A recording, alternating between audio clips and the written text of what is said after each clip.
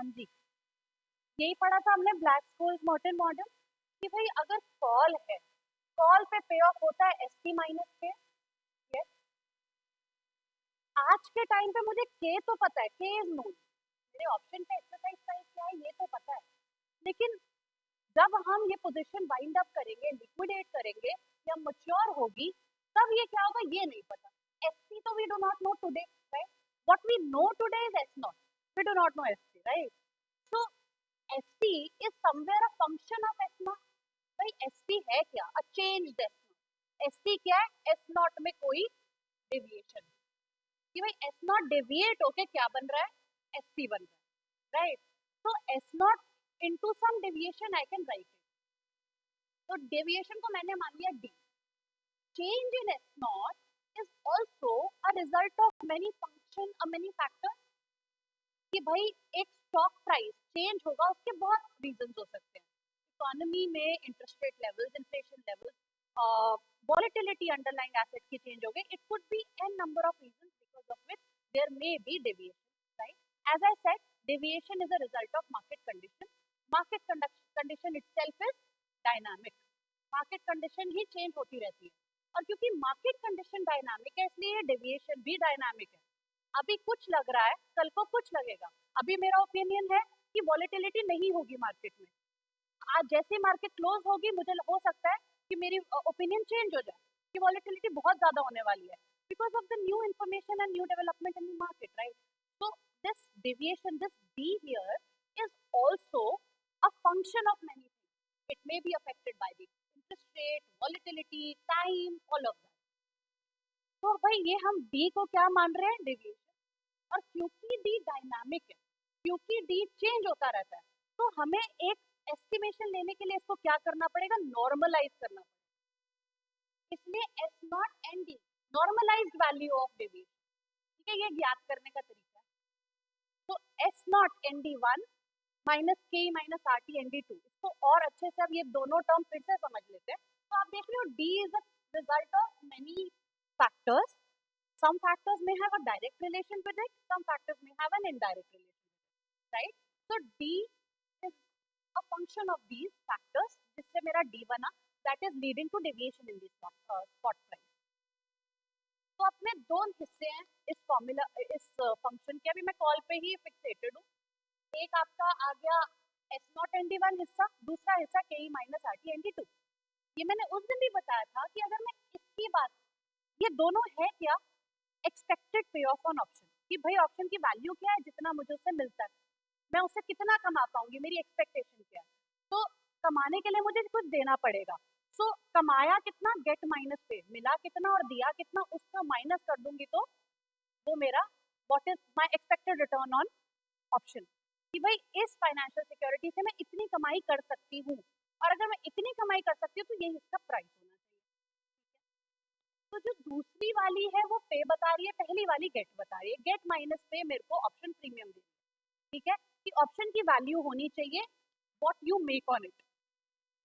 अगर ये आप रिसीव कर रहे हो और ये आप पे कर रहे हो, तो receive minus pay is the net return, net earning, right? Net pay off, this pay off should be its premium, that's what BSN says. तो भाई जो दूसरे वाला है K minus R T N D two, ये आपको क्या बता रहा है? ये आपको पहले तो बता रहा है ND2 is the probability that the option will be expiring in the money.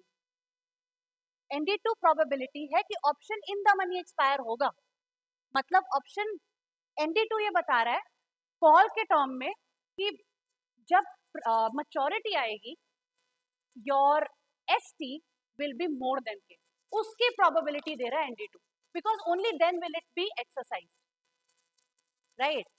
एक ऑप्शन कब एक्सरसाइज होता है? कॉल ऑप्शन कब एक्सरसाइज होता है? When ST is greater than के और less than K. Strike price नहीं, price at the time of maturity is greater then your strike price, right? कि भाई मेरे पास राइट टू बाय 50 पे है, मैं तब एक्सरसाइज करूंगी जब मार्केट में इससे महंगा मिल रहा होगा, ताकि मैं वो खरीद के मार्केट में बेच दूं, राइट? तो ND2 मेरे को प्रोबेबिलिटी दे रहा है कि what is the probability of ST being greater than K, which means it is giving me the probability that the option will expire into the money. It is giving me the probability that option will be exercised at the time of maturity. ND2 मुझे बताता है कि क्या संभावना है कि option exercise होगा, क्योंकि दो ही पॉसिबिलिटी है, तो ऑप्शन एक्सरसाइज होगा या फिर ऑप्शन एक्सरसाइज नहीं होगा. ND2 मुझे बता रहा है कि क्या प्रोबेबिलिटी है कि ऑप्शन एक्सरसाइज होगा. और अगर ऑप्शन एक्सरसाइज होगा, I pay K to get stock, to get underlying asset, right. K क्या है? राइट टू बाय एट के आपके पास. कॉल गिव्स यू कि तुम चाहो तो तुम के पे खरीद सकते हो. If you are exercising this option, you are actually buying at K, right. So this term tells you that what you expect to pay. K is what you expect to pay if option is exercised in future, discounted to today. मुझे आज price पता करना है ना, तो जो मैं 3 महीने बाद पेमेंट करूंगी उसकी आज वैल्यू निकाली. So what you expect to pay discounted to today multiplied by the probability that you will be exercising the option, multiplied by the probability that you will be paying it, right. तो ऐसा नहीं है कि सिर्फ के minus R T डालू, जरूरी थोड़ी है कि दूंगी ही, जरूरी थोड़ी है कि एक्सरसाइज करूंगी ही, तो मुझे उसे मल्टीप्लाई करना पड़ेगा कि what is the probability that I exercise. ठीक है. So K minus R T N D two exactly ये बता रहा है कि आपका present value of expected payment, कि आप पे कितना करोगे उसकी आज की वैल्यू. ठीक है. And you multiply it with the probability क्या है कि आप पे करोगे, कि ऑप्शन एक्सरसाइज होगा, option will expire into the money. तो ये आपका दूसरा टर्म. पहला term S not N D one. S not N D one क्या बता रहा है? एक्सपेक्टेड रिटर्न तो इनको माइनस करके आ रहा है. ये बता रहा है कि स्टॉक आ गया, अब वो स्टॉक से आप बेच के कितना मिलेगा, कितना रिसीव कितना होगा. Receive minus pay is the return, right. कि आपने बनाया कितना, इतना लगाया, इतना मिला, तो उस पर बनाया कितना रिटर्न होता है. लेकिन पहली टर्म आपको बता रहा है कि मिलेगा कितना. ऑप्शन एक्सरसाइज कर दिया, ये मैंने मान लिया कि ऑप्शन एक्सरसाइज हो रहा है, लेकिन option exercise let's say I have right to buy at 40, market में 50 चल रहा है, कमाया कितना? मार्केट में 70 चल रहा है, कमाया कितना? 20, राइट. राइट टू बाय है ना 40 का, मार्केट में 70 चल रहा है तो 30 हो गया. ठीक है. तो कमाई डिपेंड्स अपॉन कि मार्केट में इन द मनी तो है, लेकिन कितना इन द मनी है उस पर डिपेंड करता है. बनाऊंगी कितना, इट डिपेंड्स अपॉन मिलेगा कितना. मिलेगा कितना डिपेंड्स अपॉन कितना ऊपर जा सकता है प्राइस. 50 हुआ तो 10 कमा रही हूँ, 60 हुआ तो 20 कमा रही हूँ, 70 हुआ तो 30 कमा रही हूँ, right. So this tells me कि प्राइस कितना ऊपर जा सकता है. अगर मैं ये मान लूं, if I assume that the option is expiring into the money, अगर मैं epsilon naught expiring into the money की प्रोबेबिलिटी 0 बोल दूं, कि भाई उसकी प्रोबेबिलिटी 0 ले लूं, कंडीशनल प्रोबेबिलिटी कैलकुलेट हो रही है यहाँ पे. You are applying a condition that option is expiring into the money. You are applying a condition that ST is going to be greater than K. In that case, if option is expiring into the money, given है how, ये मनीनेस बताता है option की कि how into the money can it get. 50 into the money, 60 deep into the money, 70 deeper into the money, right. जितना जितना price बढ़ता जाएगा उसकी मनीनेस बढ़ती जाएगी.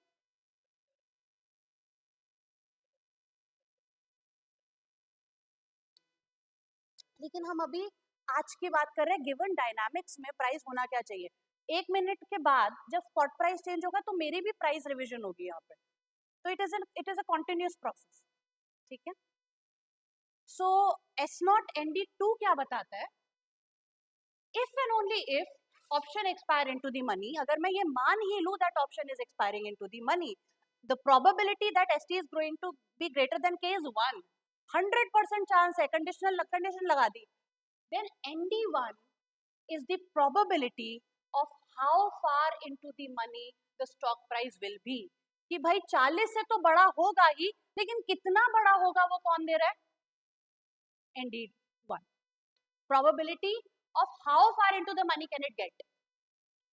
तो फाइनली ये टर्म आपको बता रहा है कि आपको मिलेगा कितना. Expected return in event of exercise, कि भाई मान लिया कि एक्सरसाइज हो रहा है तो कितना मिल सकता है. ठीक है.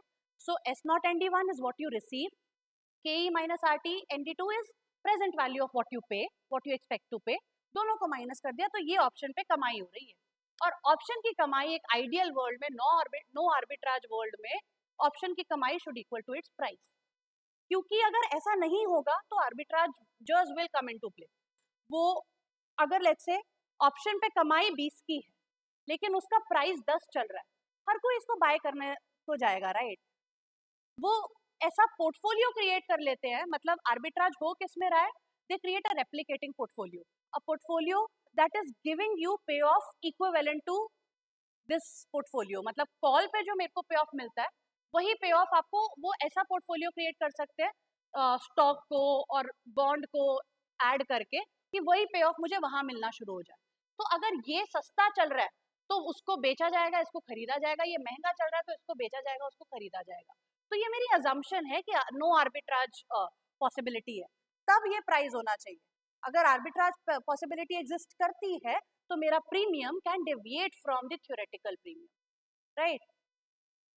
बहुत ज्यादा घुसने की जरूरत नहीं है, अपने को ये दो टर्म समझनी है, ठीक है?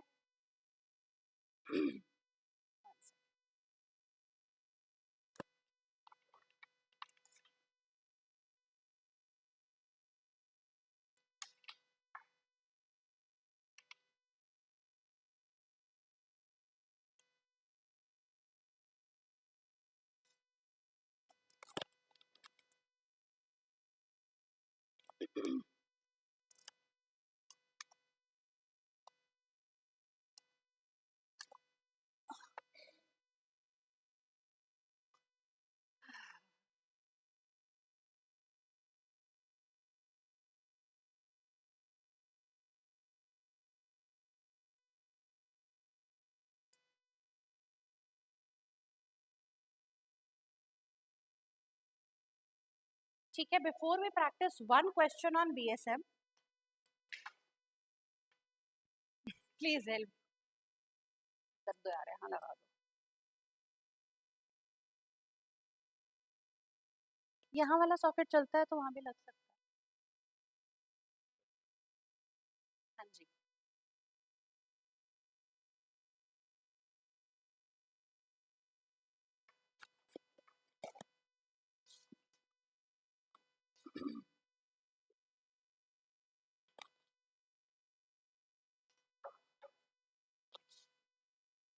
तो अभी तक ये हम अजम्पशन लेके चल रहे थे कि भाई this is a non income yielding asset, underlying asset पे कोई डिविडेंड नहीं मिलता, अंडरलाइंग एसेट पे कोई इनकम जनरेट नहीं हो सकती। बट अब उस अजम्पशन को we'll do away with that assumption and we will modify the formula again, ठीक है? And that will be your final formula to remember. So if I assume कि Q is the income yield, कि भाई underlying asset पे इतने की कमाई हो रही है, इतना रिटर्न मिल रहा है, if Q is the income yield,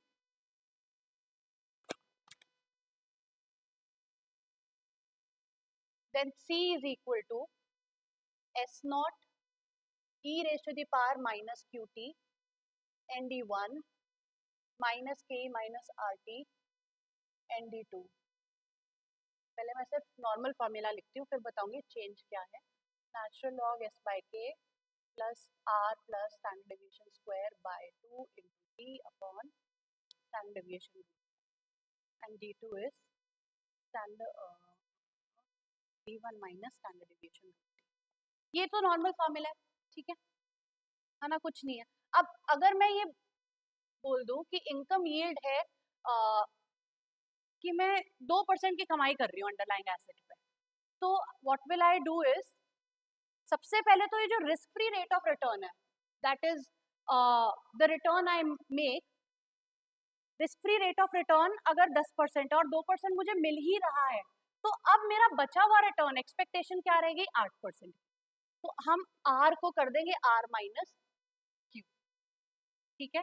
कि भाई 2% तो कमा लिया, अगर 10% का एक्सपेक्टेशन था, 2 मैंने इधर से बना लिया, बाकी एक्सपेक्टेशन बच गया अब 8 का, तो R will be replaced by R minus Q and S not will be replaced by S not e minus Q T.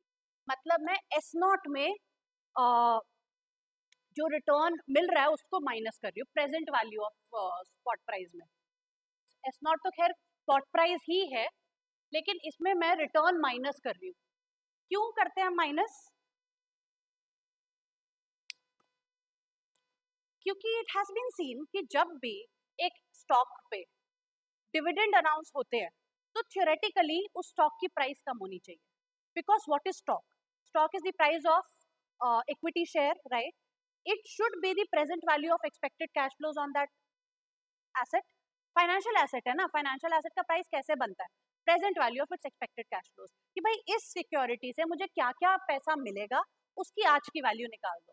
कोई भी फाइनेंशियल एसेट आप आईएपीएम में पढ़ रहे होगे, बॉन्ड में भी देखोगे, तो price should be equal to present value on the interest you earn on it, right? अगर उस पे जो जो इंटरेस्ट मिलने वाला है उसको मैं डिस्काउंट बैक कर दूं, ऐड कर दूं, तो वो आज इसका प्राइस होना चाहिए, राइट? तो ये होता है फाइनेंशियल सिक्योरिटी का प्राइस. सिंस इक्विटी पे क्या मिलता है? डिविडेंड. और मुझे पता है कि 2 महीने बाद डिविडेंड मिलने वाला है, तो दैट मीन्स 2 महीने बाद इतने से प्राइस कम होने वाला है, राइट? तो मतलब एसेट प्राइस अपने एडजस्ट होगा ही because of this dividend. Asset price कम होगा ही बिकॉज ऑफ दिस डिविडेंड. तो ऑप्शन पीरियड में अगर डिविडेंड मिल रहा है तो कितने से प्राइस कम होगा वो हमें यूज करना है. तो अगर आज 40 रुपए है और मुझे पता है कि इस 3 महीने के ऑप्शन पीरियड में 2 रुपए 3 महीने बाद मिलेंगे, ठीक है, तो उस 2 रुपए की प्रेजेंट वैल्यू क्या है वो हमें माइनस करनी है अपने एस नॉट में से, ठीक है? सो that I know the the price of the asset during the option period. तो इतना ही चेंज है. R replaced by R minus Q, S naught replaced by S naught e raised to the power minus Q.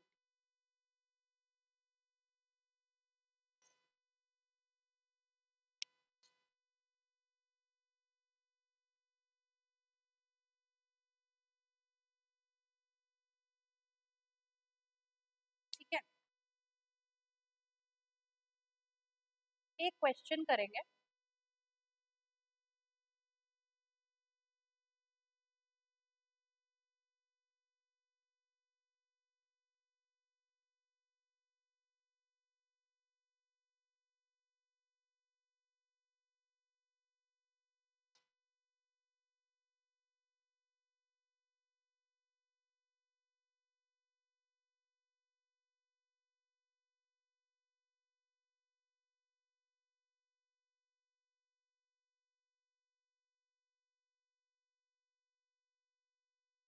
ठीक है, it's not shown here. देखो, 4 month European call option है. Question, 4 month European call option on pounds, on pounds, British pound currency है underline.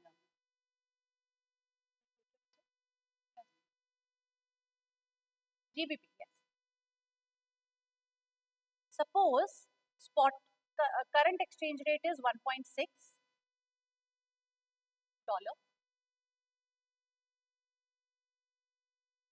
$6, 1.6000 बोल सकते हो, $1.6000.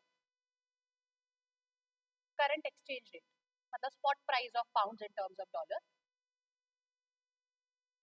ये होगा जीबीपी पर dollar, correct. Comma, exercise price is 1.6 again, exercise price is 1.6.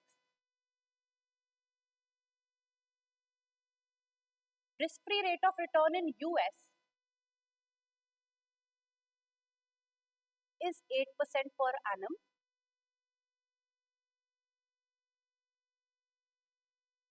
8% per annum, comma,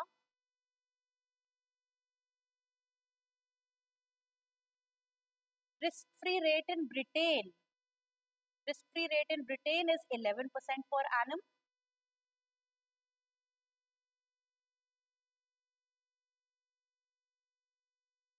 eleven percent, 11%. US में 8, Britain में 11. And implied volatility is 14.1%.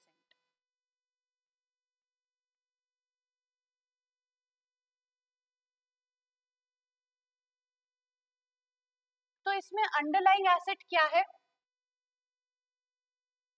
British pound. और क्या अंडरलाइंग एसेट एक इनकम यील्डिंग एसेट है या नॉन इनकम यील्डिंग एसेट है?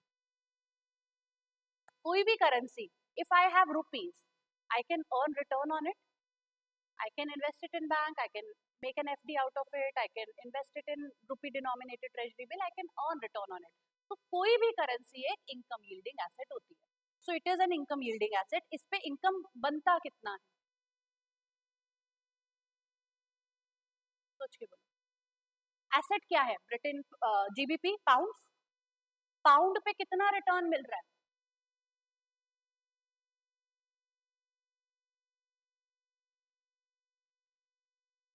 8% किस पे है? यूएस में। पाउंड पे तो जो ब्रिटेन में चल रहा है वो मिलेगा ना, pound denominated treasury bill pay, which is 11 तो मतलब अपना क्यू क्या हो गया? 11। Risk free rate of return, so मेरी इकोनॉमी यूएस है क्योंकि करेंसी जो मेरा एसेट है वो पाउंड है, ठीक है। Foreign currency is my asset which is pound, which means risk free rate of return in my economy is R, क्या हो गया अपना? 8। 11 है क्यू, आर है 8। क्यू क्या होता है? मेरे एसेट पे रिटर्न कितना बन रहा है? एसेट पाउंड है, पाउंड पे रिटर्न बनता है जो ब्रिटेन में रिटर्न चलता है, विच इज 11%। पर मेरी इकोनॉमी तो यूएस है ना, यूएस में क्या रिटर्न चल रहा है? वो risk free rate of return है, विच इज 8%। तो आर आ गया, क्यू आ गया, आगे अपना एस नॉट गिवन होगा। एस नॉट गिवन है क्या? लिखते जाओ, ये नंबर्स हमें चाहिए होंगे। एस नॉट क्या होता है? एस नॉट होता क्या है वैसे? Spot price. तो मतलब पाउंड का स्पॉट मार्केट में प्राइस क्या चल रहा है? 1.6। तो ये स्पॉट प्राइस है पाउंड का। तो एस नॉट आ गया। अब नेक्स्ट के, के चाहिए हमें। के क्या होता है? Exercise price. एक्सरसाइज प्राइस भी क्या गिवन है मेरे ऑप्शन पे? 1.6 अगेन। तो एस नॉट भी 1.6, के भी 1.6, आर 8%, क्यू 11%। हाँ हाँ जी, लिखा है ना कि वही आपके पास right to buy pound at 1.6 है, और अभी मार्केट में भी वो 1.6 का चल रहा है। टाइम टू मैच्योरिटी कितना है? ऑप्शन कितने टाइम में मैच्योर हो रहा है? क्वेश्चन पढ़ो, स्टार्टिंग 4 मंथ्स है क्या? 4 मंथ। और वॉलेटिलिटी कितनी है? 14.1%, ठीक है, which is standard deviation sigma. कि अंडरलाइंग एसेट इतने परसेंट से ऑन एन एवरेज चेंज होता रहता है। तो you have all the variables, you just need to insert it in this formula. इस फॉर्मूला में नहीं, फॉर्मूला थोड़ा सा चेंज है। तो अपना प्रोसेस क्या चलेगा? किसी भी बीएसएम के क्वेश्चन में ये याद रखना है कि सबसे पहले निकालो D1, निकालो D2, उसके बाद उन दोनों की नॉर्मलाइज्ड वैल्यू निकालो, मतलब n ऑफ D1 निकालो, n ऑफ D2 निकालो, और जब ये आ जाए तो इस फॉर्मूले को यूज करना है। सो D1 D2 ND1 ND2, ये चारों निकलने के बाद फाइनल फॉर्मूला, ठीक है। तो सबसे पहले निकालेंगे D1।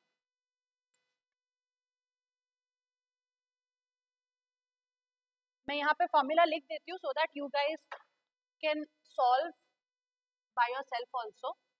C is equal to S naught e raised to the power minus qt nd2 minus ke minus rt nd1 इधर, और d1 क्या है, d2 क्या है? d1 is natural log of S naught by k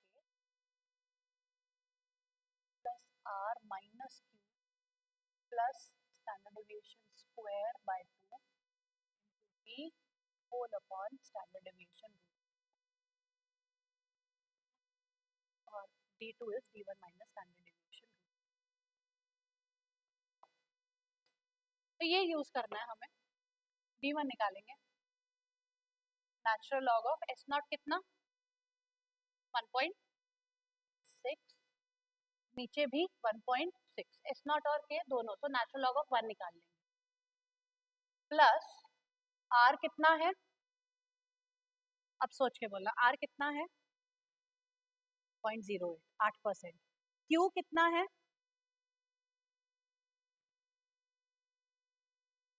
11%, so 0.08 minus 0.11 होगा, ठीक है, are minus Q, कि मेरे को एक्सपेक्टेशन तो 8% की थी लेकिन मिल 11 रहा है, तो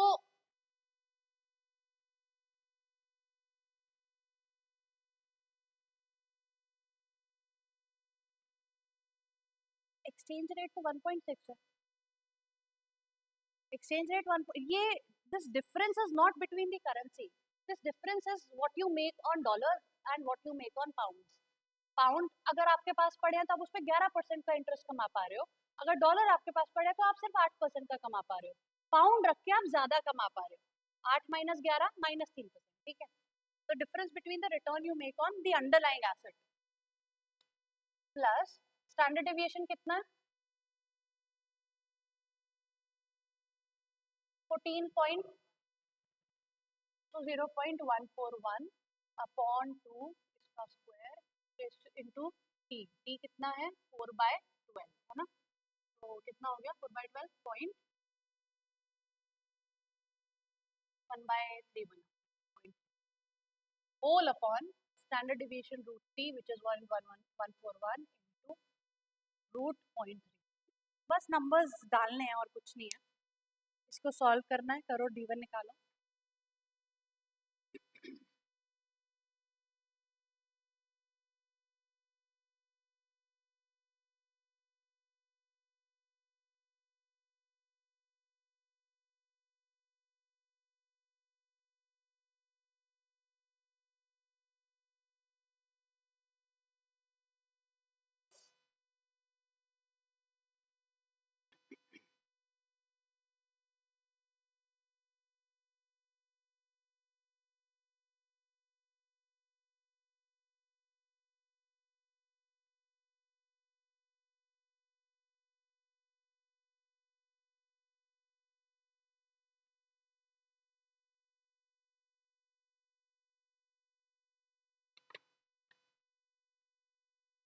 नेचुरल लॉग ऑफ 1 तो 0 होता है शायद, है ना, तो ये 0 आ गया,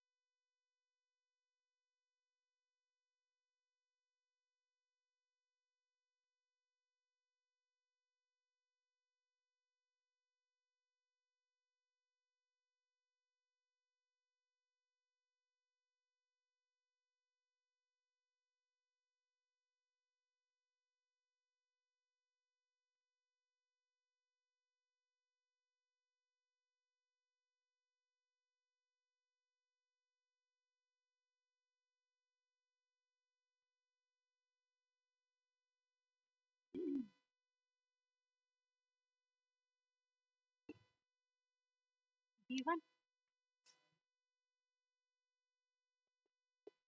ठीक है जी, और सब एक बार ट्राई करके बताओ ये D1 कितना आ रहा है। मैं भी कैलकुलेट कर लूं।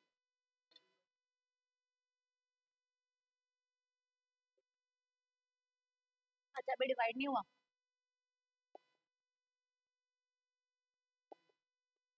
0.08 आगे बोलो, 4 डेसिमल तक बोलो। ठीक है, अदर्स प्लीज। 0.099। अच्छा अच्छा, 00। अच्छा अच्छा अच्छा, 09। Okay okay okay okay. ये और चेक कर लो सब कितना आ रहा है D1।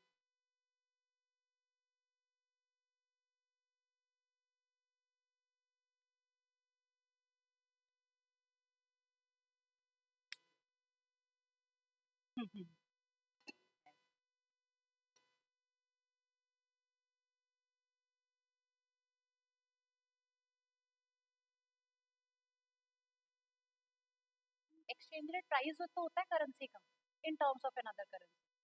अगर मैं ये बोल रही हूँ that 1 pound is equal to 1.16 dollar, that means it is price of pound in terms of dollar and hence spot price.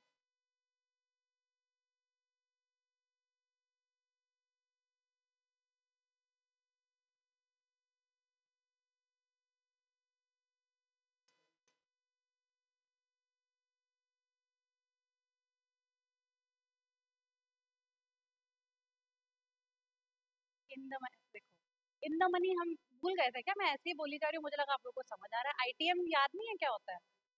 देखो, कॉल में अलग, पुट में अलग। कॉल में आपके पास right to buy pound at 0.016, जो भी है 0.16 है, ठीक है, कि आप चाहो तो 4 महीने बाद पाउंड को इतने प्राइस पे खरीद सकते हो। आप खरीदोगे कब?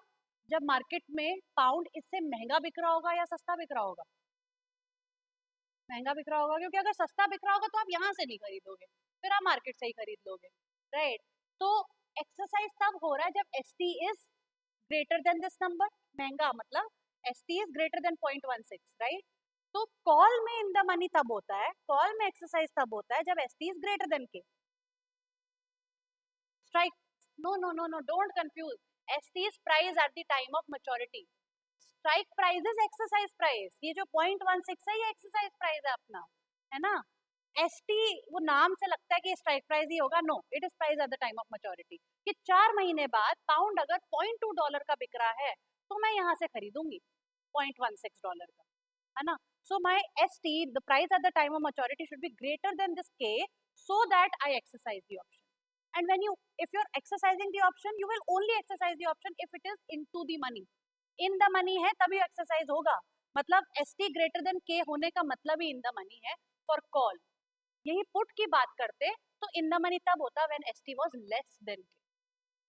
पुट में क्या मिलता है? Right to sell pound at 0.16 dollar, कि भाई आप चाहो तो 4 महीने बाद पाउंड को 0.16 डॉलर पे बेच सकते हो, राइट? अब 4 महीने बाद इस पे तब बेचोगे जब मार्केट में इससे सस्ता बिक रहा होगा या महंगा बिक रहा होगा। करेक्ट, मार्केट में सस्ता बिक रहा होगा तो आप इस पे बेचोगे। अगर मार्केट में से महंगा बिक रहा है तो आप उस पे बेचोगे ना, इस पे क्यों बेचोगे? So put is exercised when price at the time of maturity is less than this price. अगर 0.16 से कम चल रहा है तब पुट एक्सरसाइज हो रहा है। That means put is in the money when S T is less than K, call is in the money when S T is greater than K. ठीक है? हम्म, तुम लोग क्वेश्चन करो सॉल्व पूरा, अभी बहुत सारा करना है, आगे भी बढ़ना है फिर। हाँ जी सर, नहीं फिर से शुरू करो। मैच्योरिटी प्राइस, हाँ ठीक है। तभी हम एक्सरसाइज करेंगे अपने ऑप्शन पे, ऑप्शन को एक्सरसाइज करेंगे। हाँ हाँ,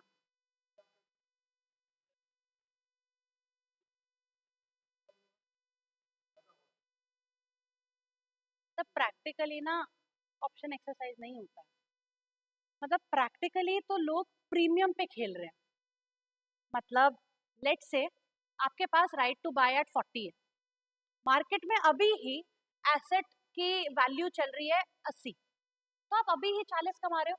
अगर मैं आज ही, अगर थ्योरेटिकली, एक्चुअली में ऐसा नहीं हो रहा कि मैं बेच के स्टॉक ले रही हूँ और मार्केट में जाके बेच रही हूँ, this is not happening, there is no physical delivery happening on the exchange. What am I doing is कि अगर मार्केट में वो मेरे पास राइट टू बाय एट 40 है, मार्केट में एसेट 80 का चल रहा है, तो प्रीमियम जो उसकी वैल्यू की पे ऑफ है ना, 40 रुपए जो मैं कमा रही हूँ थ्योरेटिकली, मेरा प्रीमियम 40 तो होगा ही कम से कम। ठीक है, ठीक है, आज 40 है प्रीमियम, क्यों? क्योंकि S not was 80, right to buy मेरे पास 40 का था, ठीक है, और प्रीमियम चल रहा है 40, मैंने एंटर किया, मतलब मैंने ये कॉल बाय कर ली, प्रीमियम दिया, कॉल बाय कर ली। अब कल अगर लेट्स से मार्केट का प्राइस 90 हो गया, तो मेरा पे ऑफ और बढ़ गया, अभी 40 था, अब कितना हो गया? 50, तो ये प्रीमियम भी बढ़ जाएगा, जो 40 था प्रीमियम अब वो 50 हो जाएगा, तब मैं प्रॉफिट कमाऊंगी 10 का। 40 पे बाय किया ये ऑप्शन, ये कॉन्ट्रैक्ट, 50 पे अगर मैंने बेच दिया, स्क्वायर ऑफ कर दिया, तो मैं कमा गई। तो प्रीमियम का ट्रेड है ये, ठीक है, और ये प्रीमियम डिपेंड करता है कि एस नॉट क्या है, के क्या है, वो सब से प्रीमियम बनता है, ठीक है। यस यस यस, मैं शुरू से बोलती आ रही हूँ सर, आप कहाँ वापस पहुंच जाते हो। आप एक बारी, हाँ हाँ हाँ,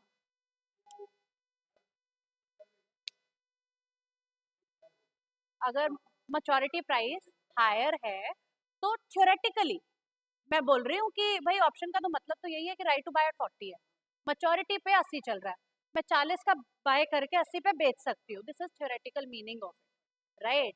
ऐसा होता नहीं, हम ऐसा करते ही नहीं। हम, अगर मैंने कॉल खरीदा है, जितने पे खरीदा है, मैं चाहूंगी वो प्रीमियम बढ़े, अगर उस कॉल को बेचा है तो मैं चाहूंगी कि वो प्रीमियम गिरे।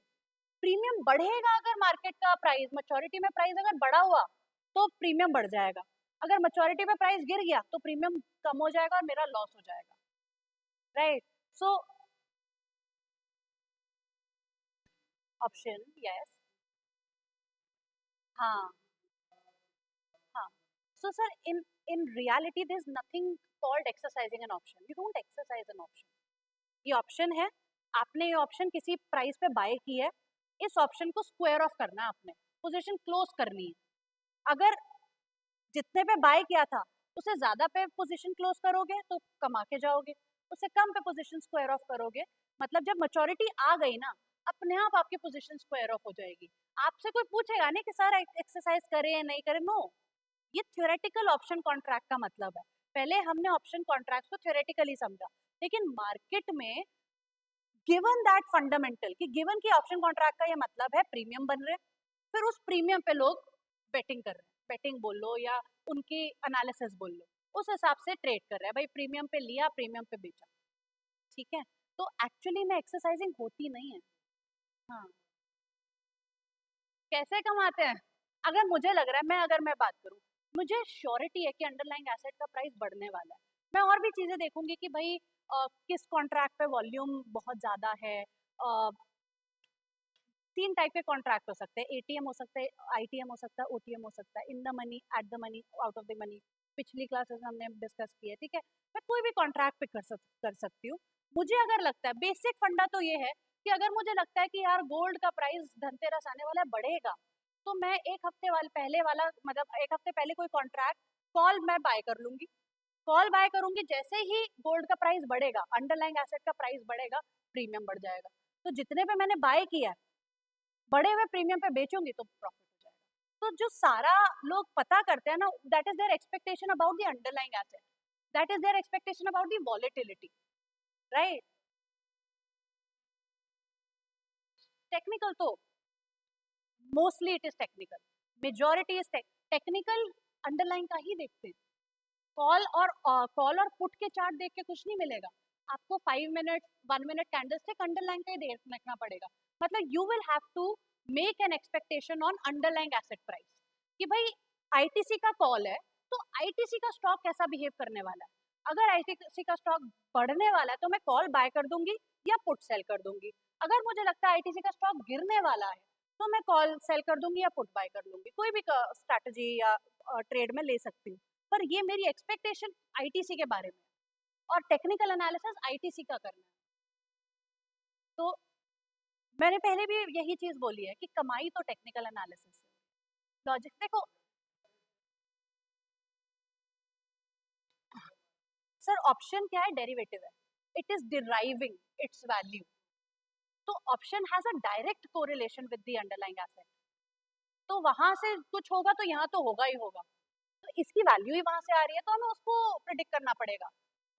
हाँ, अब मैं स्टॉक पे बेट ना करके ऑप्शन पे बेट करती हूँ क्योंकि इसमें मुझे रिस्क कम दिखता है, इसमें मेरा सिर्फ प्रीमियम तक का नुकसान, और दूसरा वहां पे मैं 1 लाख लगा के 1 लाख तक की पोजीशन लेती हूँ, यहाँ मैं 1 लाख लगा के 10 लाख की पोजीशन ले सकती हूँ।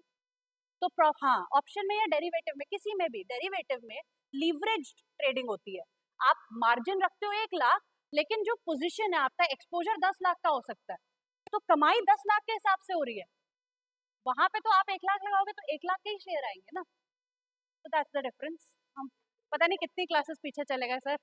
हाँ, कौन सा? यूरोपियन, यस, नहीं होती, करेक्ट। तो sir you are right, market में है ही अमेरिकन, जो एक्सचेंज पे ऑप्शन ट्रेड कर रहे हैं ना वो अमेरिकन है, मैं कभी भी खरीद के कभी भी एग्जिट ले सकती हूँ, यूरोपियन है ही नहीं। यूरोपियन बोला, करेक्ट, यू आर राइट, ये जो मॉडल है ये यूरोपियन के हिसाब से अजम्पशंस के बेसिस पे कि ये यूरोपियन होगा। हाँ, तो ये इसकी भी एडजस्टेड फॉर्मूला है, इसका जैसे हमने डिविडेंड ऐड किया ना, अगर मैं देखो, रिसर्च तो ये कहता है कि अगर अमेरिकन भी है ना, it is not profitable to exercise it early, research ये दिखाता है या उनके लॉजिक्स ये बोलते हैं कि अगर अमेरिकन भी है तो you should hold it till maturity, and if you aim at holding it till maturity, then this price will be the right price, ठीक है। तो अगेन अभी तक ऐसा कोई होल सोल फॉर्मूला नहीं है जो अमेरिकन ऑप्शन का राइट प्राइस दे पाए, नहीं, जो एक्सचेंज पे अगर मैं टेक्निकली बोलूँ, ठीक है, वो बोलते हैं वो यूरोपियन है, बट जब तुम ट्रेड लेते हो तुम कभी भी स्क्वायर ऑफ तो कर सकते हो ना, तो फिर अमेरिकन ही हुआ। तो हाँ, हाँ, तो हाँ, आपको आपके ट्रेड जब करोगे ना, आप ऑप्शन कोई भी ऑप्शन उठाओगे, कोई भी कॉन्ट्रैक्ट उठाओगे, पहले तो आप देखो आपको किसका करना है, निफ्टी का करना है, बैंक निफ्टी का करना है, कोई अंडरलाइंग उठाओगे, स्टॉक का भी कर सकते हो, आईटीसी का भी कर सकते हो, फिर आपने उसकी ऑप्शन चेन खोलोगे, ठीक है, ऑप्शन चेन खोलोगे, मतलब उसके बहुत सारे कॉन्ट्रैक्ट्स होंगे, let's say for different period के लिए and at different strike prices. अगर आईटीसी अभी 500 चल रहा है तो आपके पास कॉल 400 की भी होगी, 410 की भी होगी, 420 की भी होगी, and so on so fourth, 600 700 तक की कॉल जा सकती है, मतलब you have many calls simultaneously, same period के लिए भी बहुत सारे कॉन्ट्रैक्ट हो सकते हैं, राइट, कि right to buy at 400, right to buy at 410, so on so forth. तो आप कोई भी एक कॉन्ट्रैक्ट उठाओगे, उस कॉन्ट्रैक्ट को बाय या सेल करोगे depending on your prediction about ITC का स्टॉक प्राइस, ठीक है। अगर आपको लगता है स्टॉक प्राइस बढ़ेगा तो आप कॉल बाय कर लोगे उस प्रीमियम पे, ठीक है, लॉट खरीद लोगे। हाँ, नहीं वो अभी देना है, वो ऑलमोस्ट आपका चला गया, आप ये मानो कि आपका लॉट का जो प्राइस है ना, कि लॉट है 50 रुपए का प्रीमियम चल रहा है, ठीक है, लॉट साइज है 100, तो 50 × 100 आपके डेबिट हो जाएंगे अकाउंट से, डीमैट से, ठीक है, या जो भी आपके अकाउंट से, 5,000 की अब आपके पास एक कॉन्ट्रैक्ट आ गया वर्थ 5,000, राइट। अब 50 से प्रीमियम इसका बढ़ता है, तो इस कॉन्ट्रैक्ट की वर्थ हो गई, लेट से 50 से 60 हो गया प्रीमियम, तो जो कॉन्ट्रैक्ट 5,000 का खरीदा था वो अब 6,000 का हो जाएगा, you have contract worth 6,000, right. तो प्रैक्टिकली आपने ट्रेड क्या लिया, आपने 50 पे खरीदा एक लॉट, 100 साइज 100 यूनिट्स का उसका साइज था, 5,000 आपके डेबिट हो गए, और आपके बास्केट में, आपके पोर्टफोलियो में ये कॉन्ट्रैक्ट दिखेगा that you have this contract worth 5,000। अब जैसे जैसे प्रीमियम चेंज होता रहेगा आपके कॉन्ट्रैक्ट की वैल्यू चेंज होती रहेगी, प्रीमियम कम होगा, 50 से 45 हो गया तो 4500 आपका कॉन्ट्रैक्ट बन गया, दिए कितने 5,000, कॉन्ट्रैक्ट बच कितना गया 4500 का, 50 से 55 हो गया तो कॉन्ट्रैक्ट की वैल्यू होगी 5500, राइट। अब आप जब भी इसको स्क्वायर ऑफ करते हो वो आपके पास वापस आ जाएगा पैसा।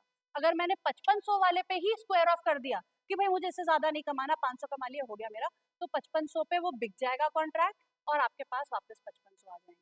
4500 पे स्क्वायर ऑफ किया तो आपके पास 4500 आएंगे, 500 का नुकसान हो जाएगा क्योंकि 5000 लगाए थे, 4500 वापस। ब्रोकरेज टैक्स सब कुछ है, security transaction tax.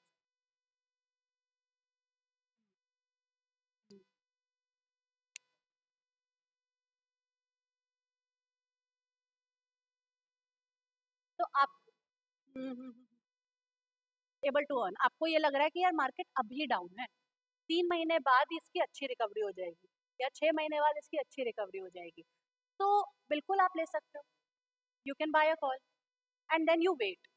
Carry forward trade करना पड़ेगा, एक दिन में तो नहीं होगी ना मार्केट रिकवर, आपका लॉन्ग टर्म अप्रोच है, हर दिन होगा। यस, बढ़ेगा तो बढ़ी हुई वैल्यू दिखाएगा आपको कॉन्ट्रैक्ट की, घटेगा तो घटी हुई वैल्यू दिखाएगा। तो वो आपको एंड्योरेंस है जो यूजुअली यहाँ पे होता नहीं है लोगों के पास। एंड्योर करना पड़ेगा ना कि भाई मैंने 50,000 लगाया, अभी 10,000 की वैल्यू दिखा रहा है, रुकना पड़ेगा। 50,000 लगाए, 1 लाख की वैल्यू दिखा रहा है, लेकिन आपको लगता है और बढ़ेगा तो रुकना पड़ेगा।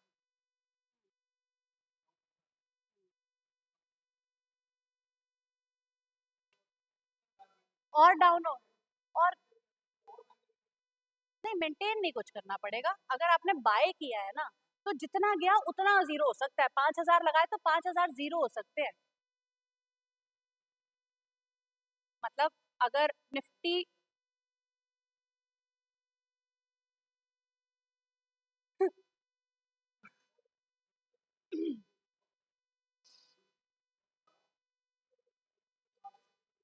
तो निफ्टी 50 नहीं खरीदा आपने, आपने निफ्टी 50 थोड़ी खरीदा, आपने बैंक निफ्टी भी आपने कॉल ली है। You have right to buy bank Nifty after 3 months at whatever value, ठीक है। हाँ, दिस इज ओनली ट्रेडिंग आराम से या रिस्क मैनेजमेंट।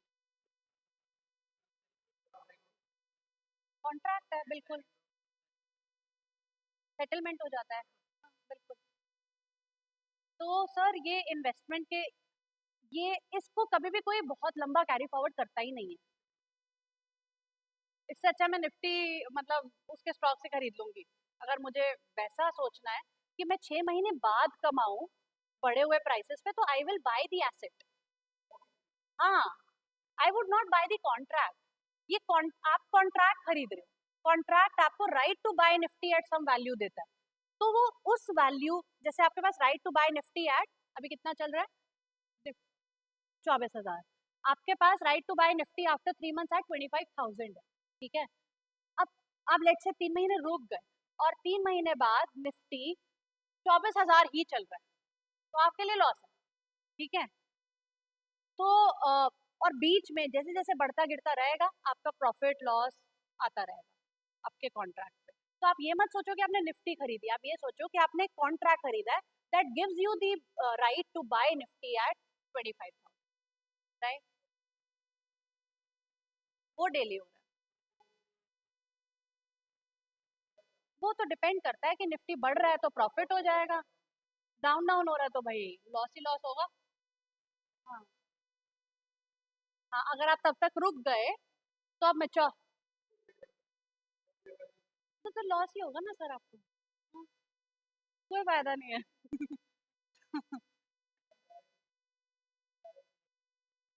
हाँ, एक्सचेंज ट्रेडेड फंड।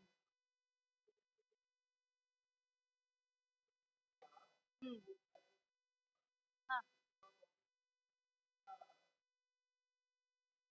हाँ,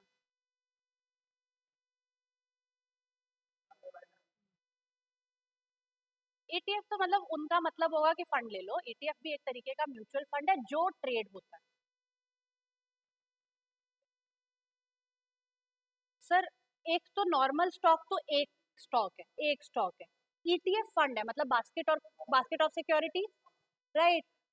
तो मतलब एक्सचेंज ट्रेडेड फंड में आपके पास उस फंड का कॉम्पोजिशन होगा कि भाई इसमें ये स्टॉक है इस वेट पे है, मतलब अगर एक उस फंड में 1 करोड़ का कॉर्पस है तो 10 लाख इस कंपनी पे लगे हैं, 20 लाख उस कंपनी पे लगे हैं, 30 लाख उस कंपनी पे, वो कॉम्पोजिशन बन गया।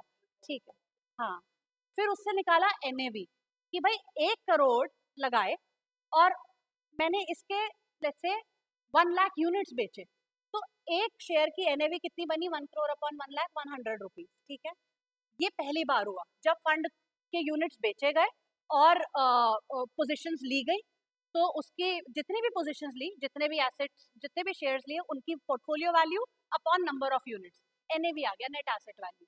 ये मैं एफएमआई पढ़ा रही हूँ, म्यूचुअल फंड, ये वो वाली मैम से पूछो वैसे तो, अंजलि मैम। ठीक है, एनीवेज, तो ये आ गया आपका एनएवी।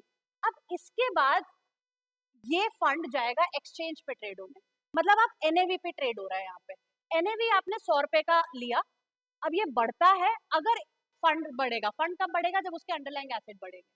ठीक है, तो मेजर फर्क यही है कि वो एक स्टॉक है, ये बास्केट ऑफ सिक्योरिटीज है, और दूसरा म्यूचुअल फंड से, नॉर्मल म्यूचुअल फंड से अलग कैसे है? क्योंकि ये एक्सचेंज पे ट्रेड होता है। ठीक है, कि मैं लेट्स से फंड ओपन हुआ, एनएफओ आया, न्यू फंड ऑफर आया, बहुत सारे लोगों ने उसमें पैसा डाला, फिर वो फंड मैनेजर ने उस पैसे को इन्वेस्ट कर दिया। लेकिन ऐसा नहीं है कि अब वो फंड आपस में ही ट्रेड होगा, कोई भी उस फंड में कभी भी एंटर कर सकता है, क्योंकि वो एक्सचेंज पे ट्रेड हो रहा है।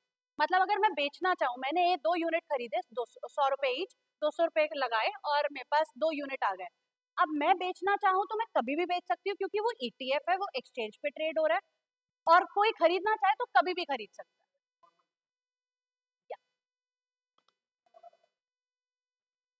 सो कुछ सारे म्यूचुअल फंड एक्सचेंज पे ट्रेड नहीं होते ना, मतलब वहां पे सिर्फ एनएवी से वैल्यू, मतलब सिर्फ अंडरलाइन पोर्टफोलियो की क्या वैल्यू है उससे एनएवी नहीं बन रहा है, वहां पे उसकी डिमांड सप्लाई अलग चल रही है। अगर गोल्ड ईटीएफ पे अलग से डिमांड आ गया, तो जस्ट बिकॉज गोल्ड बढ़ा उसकी वजह से ईटीएफ नहीं बढ़ेगा, क्योंकि उस कॉन्ट्रैक्ट पर डिमांड आई उसकी वजह से भी एनएवी बढ़ सकता है। लेकिन जब म्यूचुअल फंड है, वो तो भाई कॉम्पोजिशन ऑफ सिक्योरिटीज है, सिक्योरिटीज मतलब पोर्टफोलियो वैल्यू है, पोर्टफोलियो वैल्यू बढ़ेगी तो एनएवी बढ़ेगा। That's also true. There's less regulatory concerns or disclosures कि आपको disclosure requirements कम हो। Some futures are hedge. Some futures are common to hedge fund and ETF. Hedge fund तो बहुत ही कम होता है रेगुलेटरी, मतलब वो तो हम लोग कर भी नहीं सकते, लेकिन ETF is still a fund which is traded on exchange. बहुत कुछ ज्यादा फर्क नहीं है। म्यूचुअल फंड अगर मुझे खरीदना है तो मैं क्या करूंगी, मैं कोई अपना मेरे पास बिल्कुल है, ठीक है, उनके रेगुलेशंस थोड़े अलग हो जाएंगे, बट मैं अपने पर्सपेक्टिव से, एक इन्वेस्टर के पर्सपेक्टिव से बता सकती हूँ ना, कि मेरे को खरीदना है तो वहां तो एक्सचेंज काउंटर पार्टी बन रहा है, यहाँ पे जो भी मेरी मीडिएटर है, लेट्स से अगर मेरे पास एंजल वन पे अकाउंट है, एंजल वन पे बहुत सारे फंड्स मैं खरीद सकती हूँ, क्योंकि angel one is like a brokerage, broker for me, right? या ब्रोकर बोल लो या डीलर बोल लो, मेरे लिए एंजल वन डीलर है। ईटीएफ में डीलर कौन है? एक्सचेंज। ठीक है, तो बस उतना फर्क है सर, वो तो नॉर्मल, आप ट्रांजैक्शन टैक्स तो लेगी, सिक्योरिटी ट्रांजैक्शन टैक्स, ब्रोकरेज, वो सब सब रहेगा। हाँ, फंड में आप लोग लेते हो तो हमेशा डायरेक्ट प्लान लेना होता है। हाँ, रेगुलर नहीं, डायरेक्ट, डायरेक्ट ही। हाँ, आप बहुत टाइम ले रहे हो सर, मेरा पूरा डेरिवेटिव्स का क्लास यही खत्म कर दोगे।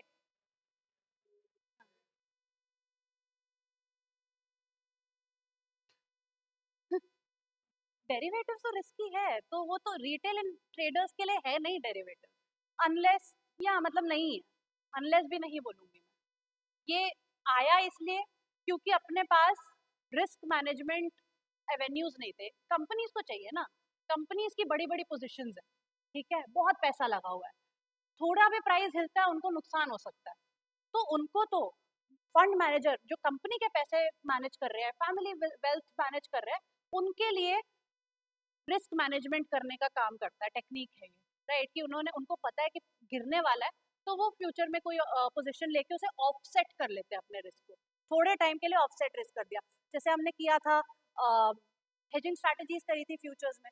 सो इसका जब ये आया था तो it was thought like a hedging instrument, but today of course people have started taking it like a trade कि ट्रेडिंग करनी है, हमें कमाना है. तो वैसा बन गया है, but definitely it is highly risk. Technical analysis करके आप कमा तो सकते हो, बट कंसिस्टेंटली कमाना मुश्किल.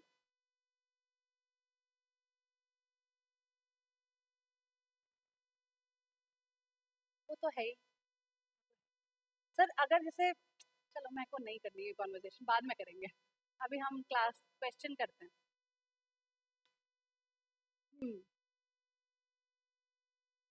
क्वेश्चन कर लिया, D1 हो गया. कितना आया? 0 पॉइंट.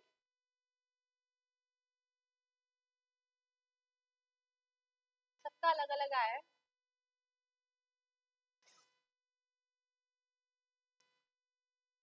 मैं बस बता देती हूँ कैसे करना है इसको, फिर हम बाद में कर लेना क्वेश्चन.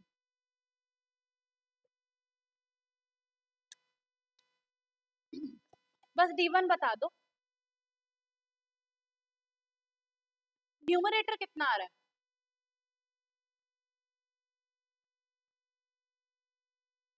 सबका यही आ रहा है क्या? तुम्हारा अलग क्यों आ रहा है? 0 पॉइंट. ऐसे क्यों? चेक करो, कुछ गलती होगी. अगर दो बच्चों का सेम आ रहा है तो फिर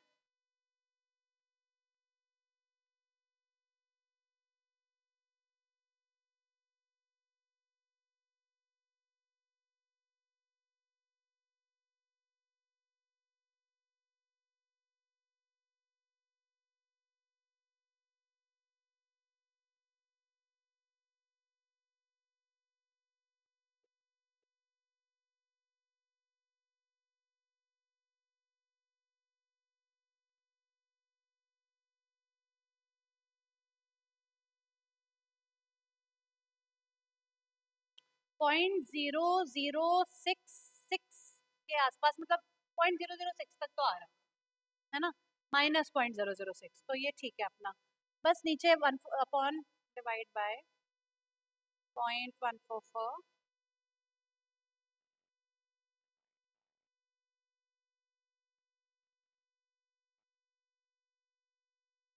-0.0817, कुछ ऐसा आ रहा है. -0.081. 0.0 तो आ रहा है ना, 0.08 तक आ रहा है, तो ये ठीक है. ठीक है, D1 आ गया. ऐसे ही D2 निकाल लेंगे, which is D1 minus standard deviation √t. ठीक है, अभी कैलकुलेट नहीं करेंगे. D1 निकालने के बाद D2 निकालना है. उसके बाद नॉर्मलाइज्ड वैल्यू ऑफ D1 निकालनी है ना. D1 D2 निकालने के बाद ND1 ND2 निकालना है. ND1, बस ND1 एक करके देख लो, so that you know how to read the table. ये भी मैं करा चुकी हूँ पिछली क्लास में. ND1 कैसे निकालते हैं?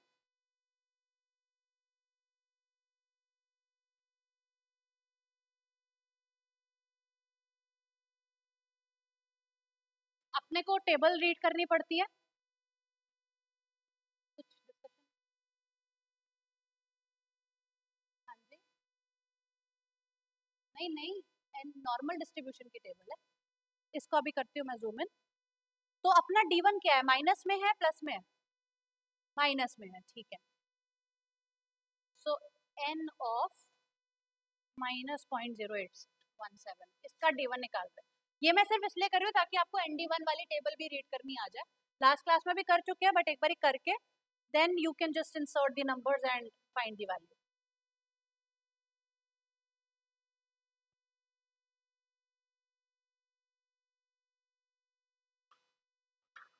n ऑफ -0.0817, कुछ ऐसा था. इसी को कर लेते हैं. ठीक है सारे. कैसे करेंगे? सबसे पहले वर्टिकली देखेंगे -0.0. ठीक है, तो यहाँ से हमने शुरू किया, पहला ही आ गया -0.0, क्योंकि पहला क्या है? 0.0. इसके आगे क्या है? 8. तो मेरे को जाना है 8 तक. ठीक है, तो वर्टिकली देखेंगे पहला डेसिमल, हॉरिजॉन्टली देखेंगे दूसरा डेसिमल. 0.0 देखा वर्टिकली, फिर 0.0 के बाद जो मुझे 8 चाहिए उसको देखा horizontally. So 0.08 which is this, क्या आया 0.4681. तो n ऑफ पॉइंट माइनस 0.08 निकाला, उसके बाद minus 17% area between 0.17 of n of minus 0.08 minus n of minus 0.09. ऐसे निकलेगा ये. टेबल को रीड करने का उन्होंने एक एग्जांपल भी दिया हुआ है. मतलब वो क्या कह रहा है कि भाई what is the area before 0.08 आ गया n ऑफ 0.08, पर हमें तो आगे भी जाना है, हमें चाहिए 0.0817. मतलब वी नीड 0.08 का area plus 17% of the area between 8 and 9. ठीक है, तो जब माइनस वाला होता है तो माइनस होता है, उस ये एरिया माइनस हो जाएगा. अगर यहाँ पे प्लस वाला वैल्यू होती तो ये एरिया प्लस हो जाता. ठीक है, सो हमेशा आप आगे जाओगे. आपने ये 4681 लिया है तो एरिया आप इस दोनों के बीच का देखोगे. ठीक है, तो इन दोनों के बीच का एरिया कितना बना 4681 4641. So I believe it is double 0.00440. तो इन दोनों के बीच का एरिया बना है 0.0040. ठीक है, इसको हमने इसका 17% लेना है क्योंकि 17% of the area between these two numbers कितना आया, ये तो हमारा आया था 0.46. तो ये टेबल ऐसे रीड करनी है. हाँ जी, काफी कॉम्प्लिकेटेड है पर करना हमें ऐसे ही है. तो क्योंकि हम 4 डेसिमल पॉइंट्स तक जा रहे हैं ना, तो सिर्फ ऐसा नहीं है कि मुझे n ऑफ 0.1 चाहिए. n ऑफ 0.1 मुझे बताता that what is the probability that the true value will be less than 0.1. वो बताता. मेरे को चाहिए true value, what is the probability that the true value will be less than 0.1234, which means मेरे को क्या करना पड़ेगा. अगर लेट्स से मेरे को n ऑफ 0.1234 की वैल्यू निकालनी है, कैसे निकालूंगी.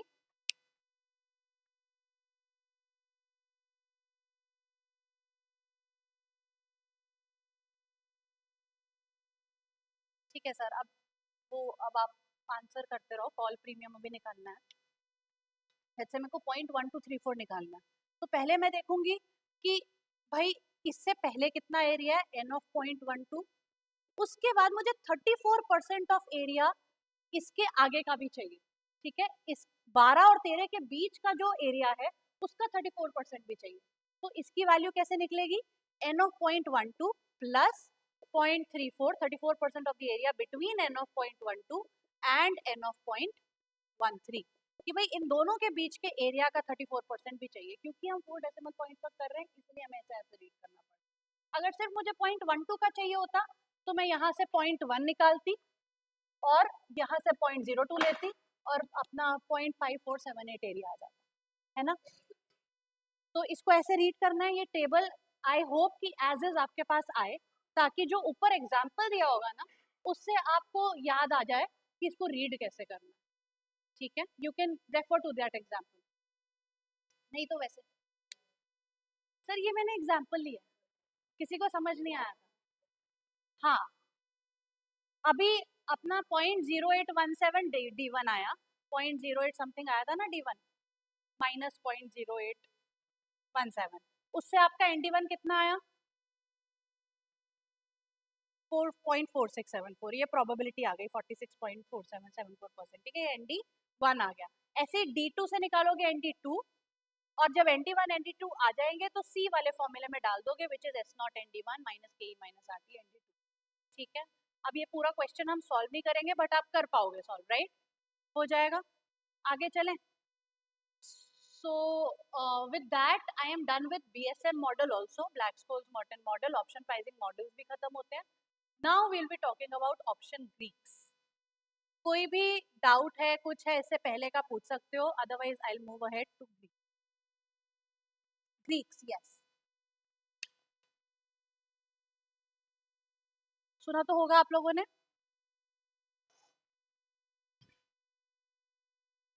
अल्फा नहीं है, बस बीटा भी नहीं है. डेल्टा, रो, गामा, वेगा, थीटा. थीटा तो सबसे पॉपुलर है.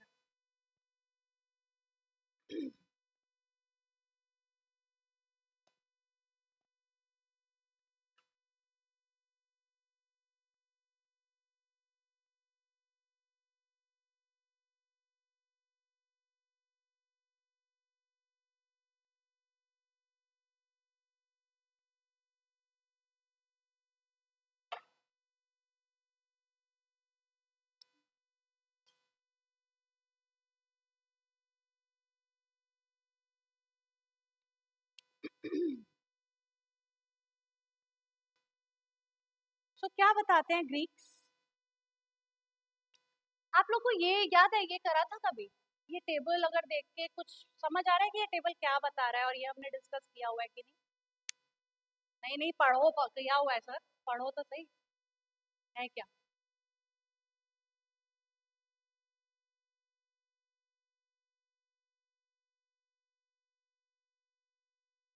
या छोड़ो, मैं ही याद दिला देती हूँ. We know factors that affect premiums. There are 5 factors that affect premium. Premium क्या होगा? उसके जैसे मैंने बोला कि deviation is a function of many factors, right? तो प्रीमियम के फैक्टर्स कौन से होते हैं? Strike price, exercise price. Strike price, exercise price तो एक ही है. Underlying asset price, risk free rate of return, volatility, time to maturity. ये 5 हम बहुत पहले से करते आ रहे हैं. ठीक है, हमने ये किया है कि ये किस डायरेक्शन में कैसे अफेक्ट करता है. For example, let's say you have call at 40. Market में प्राइस अगर 80 चल रहा है तो प्रीमियम होगा 40 के आसपास. या let's say you have market में, लेट्स से प्राइस चल रहा है 80. आपके पास दो कॉल्स हैं, right to buy at 40 and right to buy at 100. किसका प्रीमियम ज्यादा होगा? सोच के बोलो. 40 वाले का. 40 वाले का. राइट टू बाय 40 का है और एक राइट टू बाय 100 का है. मार्केट में क्या चल रहा है? प्राइस 80. तो राइट टू बाय एट 40 वाला इन द मनी है या राइट टू बाय एट 100 वाला इन द मनी है? 40 वाला. तो जो इन द मनी होता है, ऑफकोर्स उसका प्रीमियम ज्यादा होता है क्योंकि वहां मिल ज्यादा रहा है ना. यस. सो क्या हो गया सर, भूल गए. हम्म.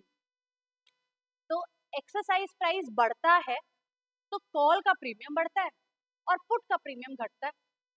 डायरेक्शन हमने किया हुआ है कि भाई किस डायरेक्शन में. वॉलेटिलिटी, वॉलेटिलिटी कैसे अफेक्ट करती है प्रीमियम्स को? अगर अंडरलाइंग एसेट की वॉलेटिलिटी ज्यादा है तो प्रीमियम बढ़ने चाहिए या घटने चाहिए? बढ़ने चाहिए, क्योंकि volatility is a desirable characteristic for an option buyer. क्योंकि अगर वॉलेटिलिटी ज्यादा होगी, ऑप्शन बायर का क्या है? प्रीमियम दिया, पोजीशन ली. लॉस अगर होगा तो प्रीमियम जितना होगा, लेकिन प्रॉफिट कितना भी हो सकता है. यही होता है ना, कॉल बाय करो या पुट बाय करो. अगर मैंने 5,000 दे के कॉन्ट्रैक्ट खरीद लिया, अब वो 5,000 10 15 20 30 कुछ भी हो सकता है, लेकिन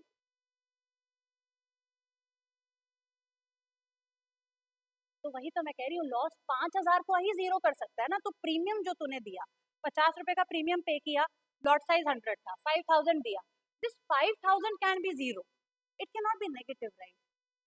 कि प्राइस के बढ़ने से ये जीरो तो हो सकता है, लेकिन प्राइस बहुत बढ़ गया तो जीरो से कम नहीं हो सकता. मतलब I can only lose up till premium. Premium is the maximum loss that I can bear as a buyer.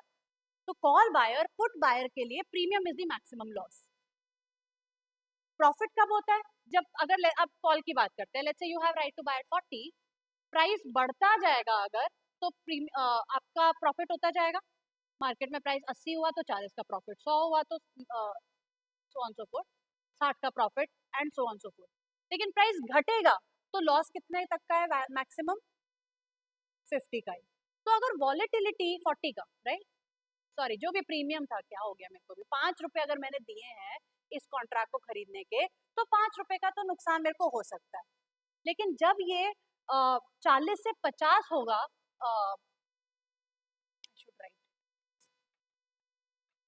Let's say we have call at 40, और इसका जो लास्ट ट्रेडेड प्रीमियम है वो 5 रुपीज है, ठीक है, और अंडरलाइंग एसेट एस नॉट है 45, एसेट चल रहा है 45 का, ये contractor right to buy at 40 after let's say 1 month contract, और this is being traded at 5 rupees, ठीक है।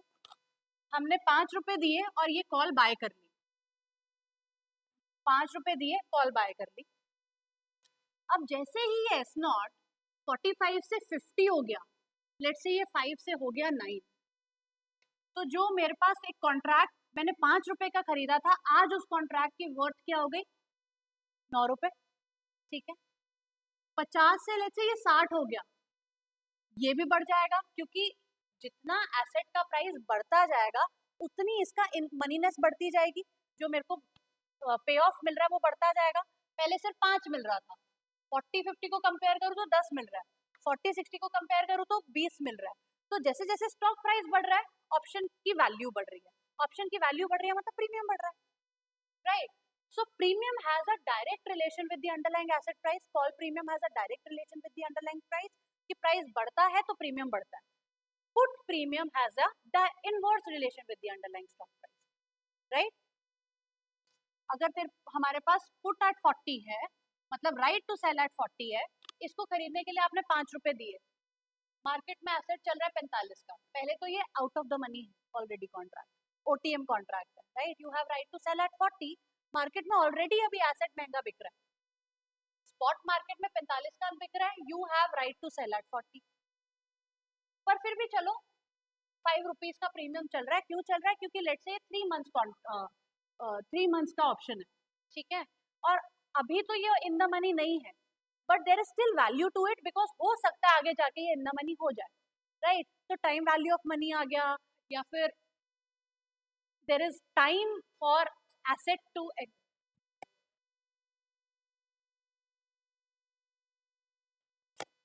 क्या, तो 3 महीना बोला, तो 3 महीने तो एक्सपायरी डेज टू एक्सपायरी हो गए 90 डेज, ठीक है। ये तो मैंने बहुत कम बताया, अगर 3 महीने का है तो, और आपका कॉन्ट्रैक्ट 40 का है, मार्केट में 45 चल रहा है, देयर इज अ पॉसिबिलिटी कि इन 3 मंथ्स ये 45 से नीचे आए, हो सकता है, और उस एक्सपेक्टेशन से ही वैल्यू बन रही है, राइट। तो जितना डेज टू एक्सपायरी ज्यादा होता है उतना प्रीमियम ज्यादा होता है, जितनी वॉलेटिलिटी ज्यादा होती है उतना ही प्रीमियम ज्यादा होता है, क्यों, क्योंकि वॉलेटिलिटी अगर बढ़ेगी तो आपका प्रॉफिट पोटेंशियल बढ़ेगा, as a buyer you will be able to make more profit for an asset which is more volatile, volatile होने का मतलब है कि 45 30 भी हो सकता है, 60 भी हो सकता है, ठीक है, वॉलेटिलिटी यही होती है, 30 हो गया तो मेरा नुकसान है, लेकिन 5 से ऊपर का नुकसान नहीं है, लेकिन अगर 60 हो गया तो प्रॉफिट बढ़ता जाएगा, 80 हो गया तो प्रॉफिट बढ़ता जाएगा, नुकसान is capped at 5, profit has no potential, has no capping, no limit, right.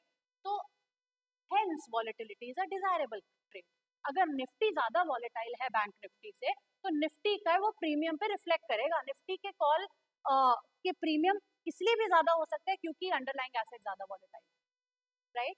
So volatility has a positive relation with the call premium and put premium, time to maturity has a positive relation with the call premium and put premium, while underlying asset price has a positive relation with the call premium but a negative relation with the put premium। ये चीजें हम कर चुके हैं, हमने शुरू में ही जब ऑप्शन के, इफ यू रिमेंबर, हमने पुट कॉल पैरिटी की थी, उससे पहले हमने ये किया था फैक्टर्स अफेक्टिंग प्रीमियम, कि भाई प्रीमियम हवा में तो नहीं बन रहा ना, सबसे पहले तो डायरेक्ट फैक्टर तो एस नॉट ही है, अंडरलाइंग एसेट प्राइस, फिर उसके बाद वॉलेटिलिटी भी है कि मार्केट में या इस एसेट की वॉलेटिलिटी कितनी है, रिस्क वॉलेटिलिटी हो गया, time to maturity, days to expiry हो गया, correct, correct, volatility depends on that, और ऐसा पक्का भी नहीं है कि अगर बहुत वॉलेटाइल है तो प्रीमियम बढ़ेगा ही, ऐसा जरूरी भी नहीं है, but logically it makes sense for a buyer कि बायर के लिए जो अगर किसी ने कॉल या पुट बाय की है तो वो चाहेगा कि प्राइस अंडरलाइंग एसेट के प्राइस चेंज हो, मेजर चेंज आएगा तो उसको मेजर प्रॉफिट हो। अगर डायरेक्ट अनफेवरेबल डायरेक्शन में प्राइस चले गए तो नुकसान तो होगा, लेकिन नुकसान is capped, profit is unlimited, right? Fix, yes, volatility index, बिल्कुल वो तो है ही, वो आपको ओवरऑल मार्केट की वॉलेटिलिटी बता रहा है। पर अगर मैंने आईटीसी पे कॉल ली हुई है तो मेरे लिए जो रेलेवेंट वॉलेटिलिटी है वो आईटीसी की है। Of course, that VIX has an impact or a bearing on ITC volatility, but जो direct मेरे लिए relevance रखता है वो ITC की। So these are factors affecting, ये हमने किया था। हमने ये किया था कि ये factors किस direction में प्रीमियम को impact करते हैं। हमें ये तो पता है कि प्रीमियम इनसे impact होता है। Premium is sensitive to these factors. We know the direction also in which they may impact or they tend to impact. What we don't know is by what value it impacts the premium. मेरे को ये तो बड़ा पता है कि underlying asset price बढ़ेगा तो कॉल का प्रीमियम बढ़ेगा, पर कितने से बढ़ेगा? Sensitivity. Now we come to magnitude. अभी तक हमने डायरेक्शन डिस्कस किया हुआ था कि ये फैक्टर्स किस डायरेक्शन में प्रीमियम को इम्पैक्ट करते हैं। अब हम ग्रीक्स क्या बताता है? ग्रीक्स मैग्नीट्यूड बताता है कि भाई अगर 1 रुपए से एसेट प्राइस बढ़ा तो कितने से प्रीमियम बढ़ेगा, 1 रुपए से प्राइस गिरा तो कितने से पुट प्रीमियम गिरेगा, एनीथिंग, पुट प्रीमियम बढ़ेगा, right? So Greeks assess the sensitivity of premium to change in its factor कि 1 रुपए से एसेट प्राइस बढ़ा तो कितने से प्रीमियम में चेंज आएगा, डेज टू एक्सपायरी, एक दिन से डेज टू एक्सपायरी कम हुई तो प्रीमियम में क्या चेंज आएगा, वॉलेटिलिटी 1% से वॉलेटिलिटी इंक्रीज हुई तो प्रीमियम में क्या चेंज आएगा, इंटरेस्ट रेट अगर 1% से रेट बढ़ा तो क्या चेंज आएगा, ये ग्रीक्स बताता है। So Greeks is about magnitude. There are 5 Greeks.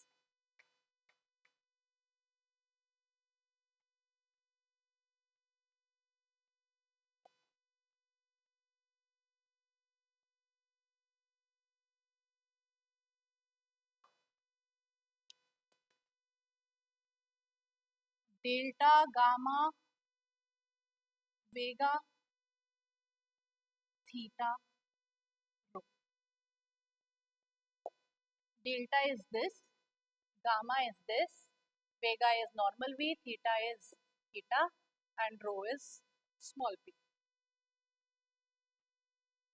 तो ग्रीक्स अपने ऑप्शन प्रीमियम की सेंसिटिविटी को असेस कर रहे हैं कि ऑप्शन प्रीमियम इन फैक्टर्स पे कितना सेंसिटिव है। तो एक तरीके से ग्रीक्स ऑप्शन का रिस्क असेस कर रहे हैं, राइट? सेंसिटिव होने का मतलब यही है कि थोड़ा सा बड़ा उसमें कितना चेंज आया, right? Delta is change in option premium to change in underlying asset price। तो डेल्टा बताता है कि अगर 1 रुपए से एसेट प्राइस बढ़ेगा तो कॉल प्रीमियम या पुट प्रीमियम कितने से बढ़ेगा या घटेगा। So rate of change of option premium to change in to 1 unit change in underlying asset price, ये डेल्टा बताता है। अब 5 फैक्टर्स है ना या 4 फैक्टर्स है जो भी है, तो वो हर ग्रीक एक एक फैक्टर का रेट ऑफ चेंज बताएगा। डेल्टा बताएगा अंडरलाइंग एसेट प्राइस कि अगर 1 रुपए से आईटीसी बढ़ा तो आईटीसी का कॉल प्रीमियम कितने से बढ़ेगा या आईटीसी का पुट प्रीमियम कितने से गिरेगा, राइट? क्योंकि ये तो पता है कि आईटीसी का एसेट प्राइस बढ़ेगा तो उसका कॉल प्रीमियम बढ़ेगा और पुट प्रीमियम गिरेगा, लेकिन कितने से गिरेगा वो कौन बता रहा है? Delta. So rate of delta C upon delta S not, call premium P C P कुछ भी लिख लो, ठीक है? कॉल प्रीमियम, पहले वेगा थीटा रो बताती हूँ फिर गामा पे आएंगे। वेगा बताता है V for vega, V for volatility. So change in premium, call premium और put premium, rate of change in call premium और put premium due to 1 unit change in volatility, standard deviation, ठीक है? तो वेगा V for volatility से याद रहेगा। Theta, theta तो हम सबको पता है, थीटा क्या बताता है? जब टाइम टू मैच्योरिटी चेंज होती है, मतलब अगर एक कॉन्ट्रैक्ट को 10 दिन में मैच्योर होने वाला है, एक दिन टप गया, 9 दिन में मैच्योर होने वाला है। So ceteris paribus keeping other things same, कि और कुछ नहीं चेंज हो रहा, let's say we are assuming कि सब कुछ सेम है, तो ये एक दिन कम होने से प्रीमियम पे क्या इम्पैक्ट आया, वो क्या कौन बताता है? थीटा। तो सेट्रस पेरेबस तो हम सब में रख रहे हैं कि सिर्फ एसेट प्राइस के चेंज होने से प्रीमियम पे क्या चेंज है, right? So theta is the change in option premium due to change in time to maturity. भाई 90 दिन था, हफ्ते बाद कितने दिन रह गए?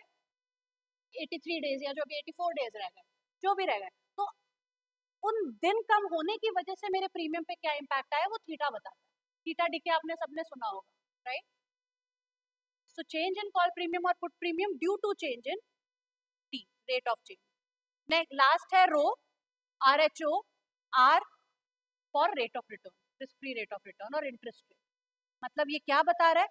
Change in call premium due to 1 unit change in risk free rate of return, कि अगर इकोनॉमी में इंटरेस्ट रेट चेंज होते हैं, रिस्क फ्री रेट चेंज होते हैं, तो कॉल प्रीमियम या पुट प्रीमियम पे कितना चेंज आ सकता है, राइट?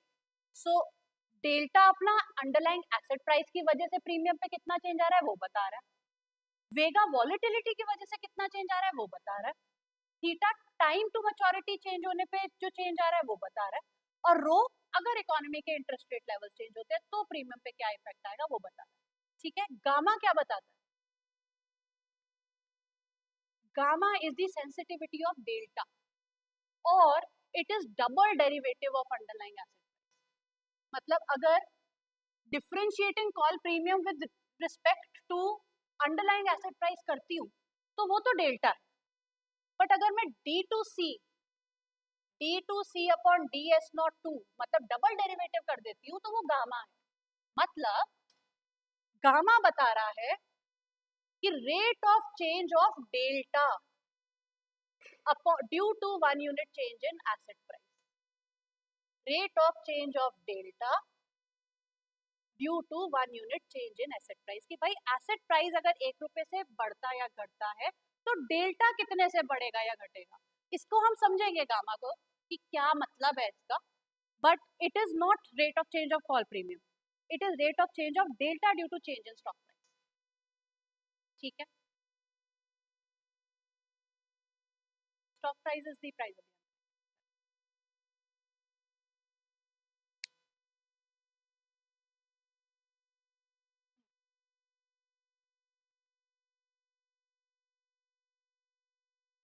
घटेगा, correct correct.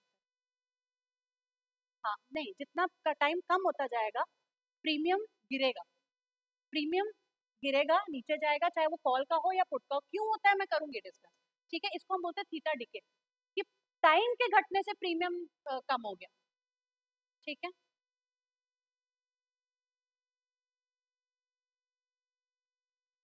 Sir this is not so clear, इसको अभी हम जनरली बताएगा, बट हो सकता है कि बढ़ जाए, हो सकता है घट भी जाए, so there are both possibilities. Yes, ठीक है, सबसे पहले तो डेल्टा डिस्कस करेंगे।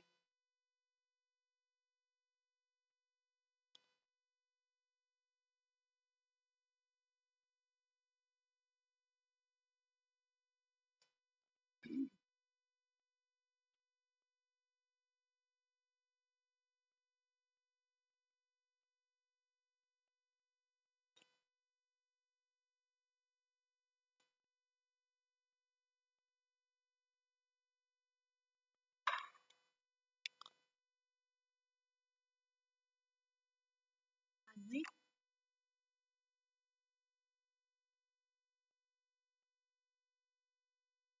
आपने इसको इतना आगे क्यों किया?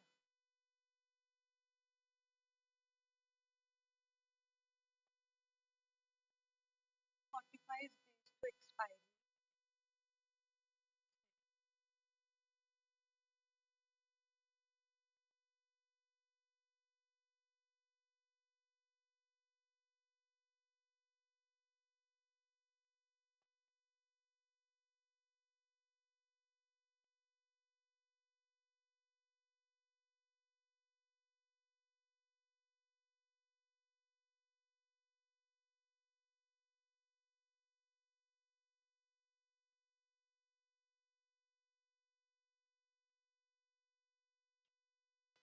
Let's say there is a call at 40, कोई अंडरलाइंग एसेट है, उसकी कॉल है 40 की, right to buy at 40, market में उसका प्राइस 70 चल रहा है, ठीक है, अभी 70 से 71 भी हो सकता है, 72 भी हो सकता है, 70 से 59 भी जा सकता है, 68 भी जा सकता है, कम भी हो सकता है। लेट्स से इसका जो प्रीमियम है वो है 35, ठीक है। कैसी कॉल दिख रही है, ये आईटीएम दिख रहा है, एटीएम दिख रहा है, ओटीएम दिख रहा है, ITM in the money call है, राइट टू बाय 40 का है, मार्केट में एसेट कितने का चल रहा है, 70 का। यहाँ से शुरू कर रही हूँ मैं कि भाई आपके पास राइट टू बाय 40 की है और 35 रुपीज का ये प्रीमियम है इसका, ठीक है। जैसे ये 70 से 71 जाएगा, so it is an ITM. Let say अभी लेट कर रही हूँ, क्यों हो रहा है वो बाद में करेंगे। लेट से ये 35 से 36 हो गया, और जब ये 71 से 72 गया तो 36 से 37 हो गया, ठीक है। आप लोग डेल्टा बता सकते हो उसमें क्या निकला। डेल्टा क्या होता है, rate of change of call premium due to change in underlying asset price, कि जब 1 रुपए से एसेट प्राइस बढ़ा तो कॉल प्रीमियम पहले तो बताओ बढ़ा या घटा, बढ़ रहा है, कितने से बढ़ रहा है, 1 रुपीज से। डेल्टा क्या हो गया, 36 minus 35 upon 71 minus 70, C1 minus C0 change in call premium upon change in asset price, यही डेल्टा होता है। C1 minus C0 upon S1 minus S0, which means delta आया 1, यहाँ भी डेल्टा क्या आया 1, तो डेल्टा है 1। कैसे निकाला, ऐसे निकाला। तो एक तरीका तो ये हो गया कि C1 minus C0 upon S1 minus S0।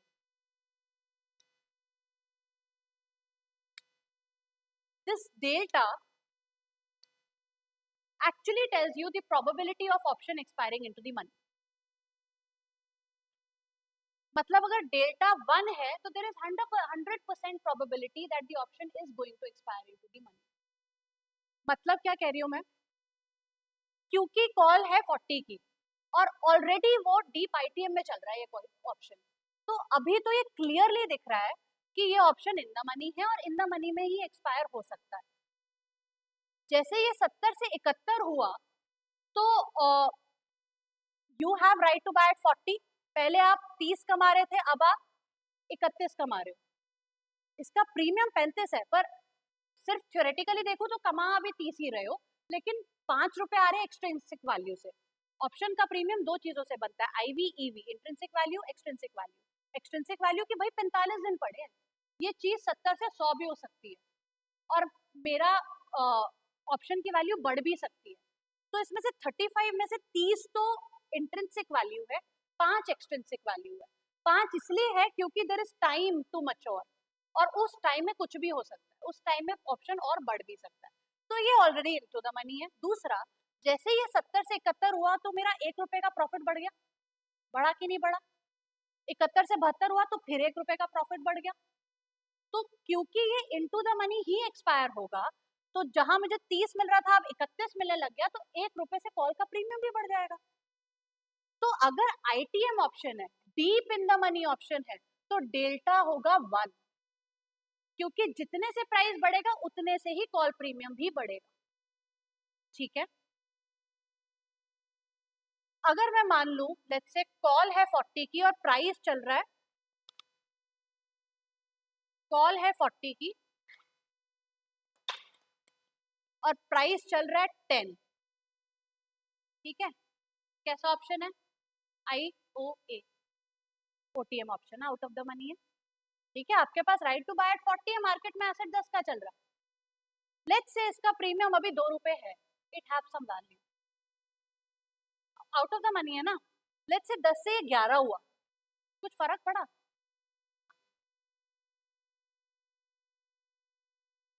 कुछ फर्क नहीं पड़ेगा।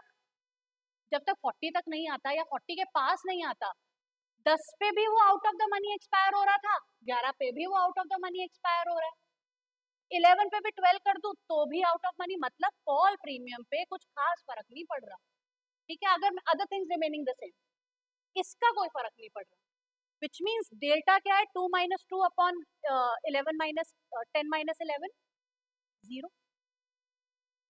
मतलब एक ओटीएम ऑप्शन के लिए, out of the money option के लिए डेल्टा 0 होता है, उसके प्रीमियम पे फर्क नहीं पड़ता क्योंकि प्रीमियम स्टॉक प्राइस थोड़ा सा बढ़ने से वो फिर भी आउट ऑफ द मनी ही है, मेरा प्रॉफिट नहीं हुआ अभी भी।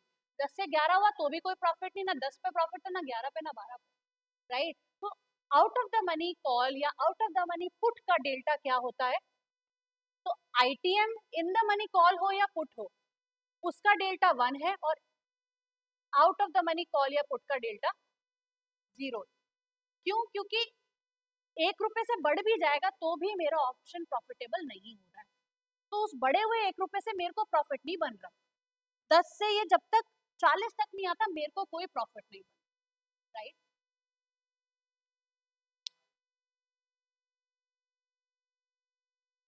क्या चीज? डीप इन द मनी है, हाँ। नहीं देखो, अगर 1 रुपए बढ़, आईटीएम है, डीप इनटू द मनी है, ठीक है, मतलब option into the money he expire होने वाला है। अंडरलाइंग एसेट का 1 रुपए बढ़ा तो तेरा प्रॉफिट तो एक ही बढ़ा ना, दो तो नहीं बढ़ा। तो जितना प्रॉफिट बढ़ा उससे ज्यादा प्राइस तो नहीं बढ़ सकता।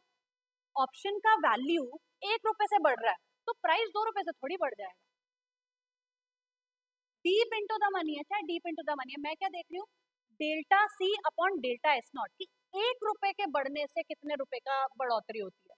तो अगर 1 रुपए deep into the money option है, 1 रुपए से एसेट प्राइस बढ़ता है तो तेरा मैक्सिमम प्रॉफिट तो एक ही है ना, उस बढ़े हुए 1 रुपए से, इसलिए एक से ज्यादा प्राइस नहीं बढ़ सकता, राइट। हाँ, चाहे इनटू द मनी हो या डीप इनटू द मनी हो, delta is going to be 1। Change in call premium और put premium will be 1 due to 1 rupee increase in stock price. तो जो हम डिनोमिनेटर में देख रहे हैं वो 1 rupee increase in stock price है, कि 1 रुपए से जब स्टॉक प्राइस बढ़ेगा तो कॉल प्रीमियम कितने से बढ़ेगा। तो अगर इनटू द मनी है, 1 रुपए के से बढ़ने से 1 रुपए का प्रॉफिट होता है, इसलिए सी भी 1 रुपए से बढ़ना चाहिए, ठीक है। इनटू द मनी है तब, आउट ऑफ द मनी है तो 1 रुपए के स्टॉक प्राइस बढ़ने से कोई फायदा नहीं हो रहा है, इसलिए कॉल प्रीमियम में भी कोई चेंज नहीं हो रहा। डेल्टा इसलिए क्या हो गया, 0। अब ले लेते हैं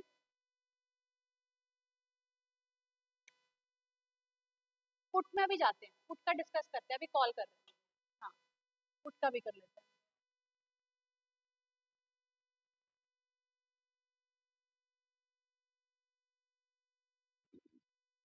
कौन सी वैल्यू कितनी रहेगी?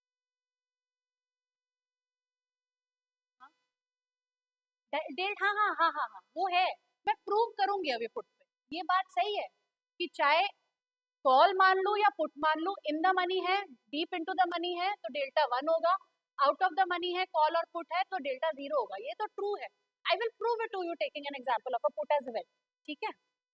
अभी सिर्फ कॉल खत्म करते हैं, कि भाई मेरे पास call at 40 and let's say underlying asset भी 40, तो अब क्या बनाइए, in the money, out of the money या at the money, at the money, right, which means there is equal chance of it getting into the money or going out of the money, right। तो 40 से 39 भी होने की उतनी probability है जितनी 41 होने की है। तो अगर ये 40 से 41 हो जाए, 41 से 42 हो जाए, तो अब ये धीरे धीरे इन द मनी तो आ रहा है। बिल्कुल हो सकता है, बिल्कुल हो सकता है। हाँ, तो तब आउट ऑफ द मनी हो जाएगा, अभी एट द मनी चल रहा है, ठीक है। लेट्स से कॉल प्रीमियम है 30 और कॉल प्रीमियम है 40 पे, देखा जाए तो कोई प्रॉफिट तो नहीं है ना, तुम्हारे पास राइट टू बाय भी 40 की है और ऑप्शन अंडरलाइंग एसेट भी 40 का चल रहा है। Let's say still has a value of 10, ठीक है, इस कॉन्ट्रैक्ट का 10 रुपए की वैल्यू चल रही है। अब ये जब 40 से 41 हुआ ना, तो ऐसा नहीं है कि 1 रुपए का ही चेंज आएगा, हो सकता है 10 से ये सिर्फ 10.5 जाए और यहाँ 10.5 से सिर्फ 11 जाए। क्यों? क्योंकि अभी भी चांस है कि ये पीछे चला जाएगा, अभी भी चांस है कि इन द मनी एक्सपायर हो जाएगा और out of the money expire हो जाएगा।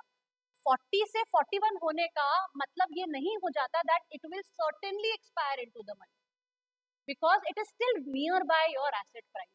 It can also expire out of the money. There is equal probability of option expiring into the money and out of the money. Hence, this call premium might only change by 50% of the change of the call premium of the asset price. मतलब ये 10 से 10.5 हुआ, 10.5 से 11 हुआ, delta कितना हुआ, 0.5। तो usually ऐसा होता है कि अगर एट द मनी कॉल या पुट चल रहा है, which means there is an equal probability of the option expiring, मतलब 50% चांस है कि option in the money expire हो सकता है, 50% चांस है कि option out of the money भी एक्सपायर हो सकता है, उस केस पे डेल्टा 0.5 के आसपास होता है।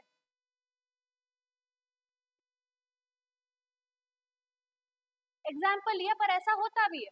क्यों? क्योंकि 40 से 41 हो गया, विद इन अ मिनट 40 से 39 भी तो जा सकता है। मतलब भले ये ब्रीफ मोमेंट के लिए इन द मनी आया है, सिर्फ 1 रुपए से प्रॉफिट हो रहा है, 1 रुपए का पे ऑफ है, ऑलरेडी 10 रुपए का वैल्यू लेके बैठा है, तो बनता नहीं है इसका बढ़ना।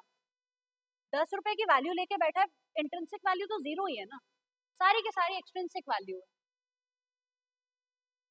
एक होता है intrinsic value which is S T minus के, भाई कि मार्केट में क्या प्राइस चल रहा है, एक्सरसाइज प्राइस कितना। और एक होता है extrinsic value which is the call premium minus intrinsic value. ठीक है, हाँ, लेकिन अभी हम एस नॉट मान रहे हैं, एस टी थोड़ी पता है। इंट्रिंसिक वैल्यू आ रही है कि अभी कितनी कमाई हो रही है कॉन्ट्रैक्ट पे, और एक्सटेंसिक वैल्यू है कि प्रीमियम कितने का चल रहा है माइनस कितने की पे ऑफ कितना है। So when the option is eight the money, underlying asset price 1 रुपए से बढ़े तो जरूरी नहीं है कि प्रीमियम भी 1 रुपए से बढ़ेगा। दैट्स द आर्ग्यूमेंट हियर, क्योंकि there is still only 50% chance of option expiring into the money. ठीक है,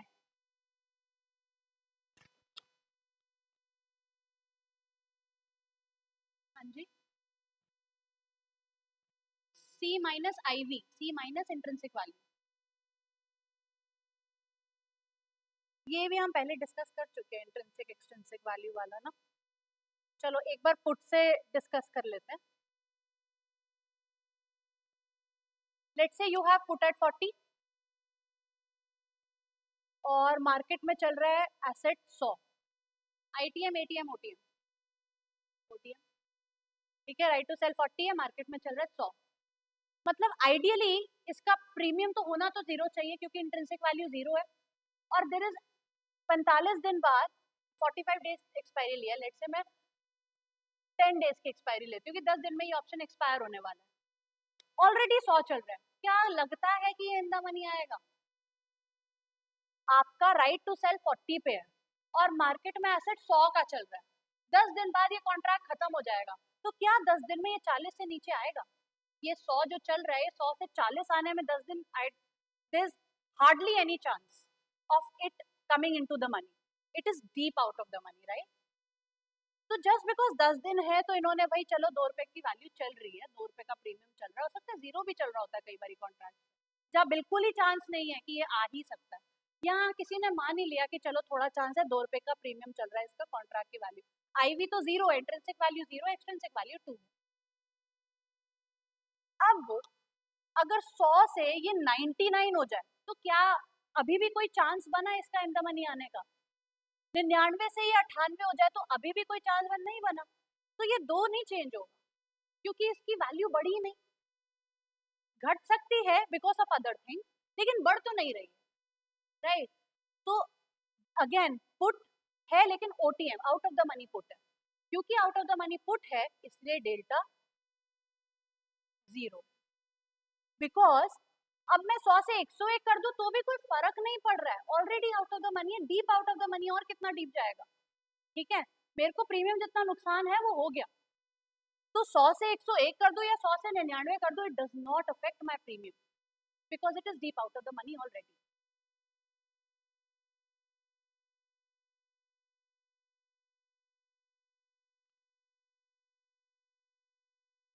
coming to let's say right to sell अपना 40 है और मार्केट में चल रहा है ये 20,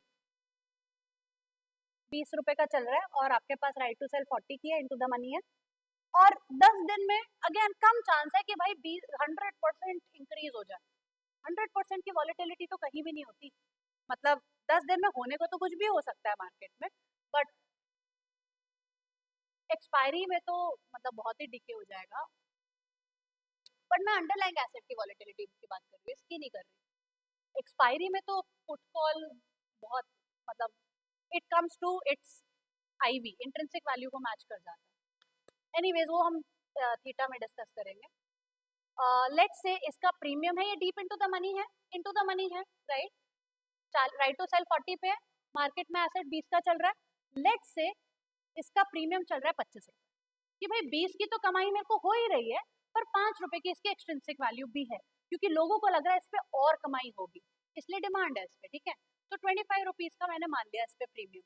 अब जब ये 20 से 19 हुआ, जब ये 20 से 19 हुआ, तो अब बताओ इसका प्रीमियम बढ़ना चाहिए या गिरना चाहिए?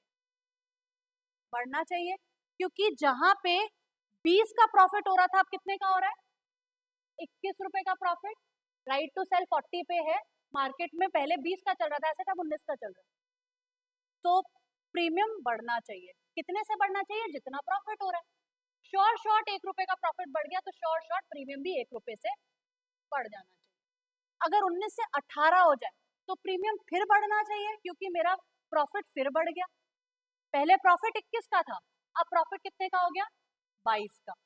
सो फिर ये प्रॉफिट को मैच करेगा, क्योंकि इनटू द मनी है, we are already earning out of the option. तो जितना इनटू द मनी जाता जाएगा उतनी अर्निंग बढ़ती जाएगी, जितनी अर्निंग बढ़ती जाएगी उतना प्रीमियम बढ़ता जाएगा, ठीक है। और यहाँ पे पुट के केस में अर्निंग तब बढ़ती है जब एसेट प्राइस नीचे गिरता है। हाँ जी, प्रीमियम का डिफरेंस नहीं, सिर्फ इस पे नहीं हो सकता, 19 से 18 होने को तो हो सकता है।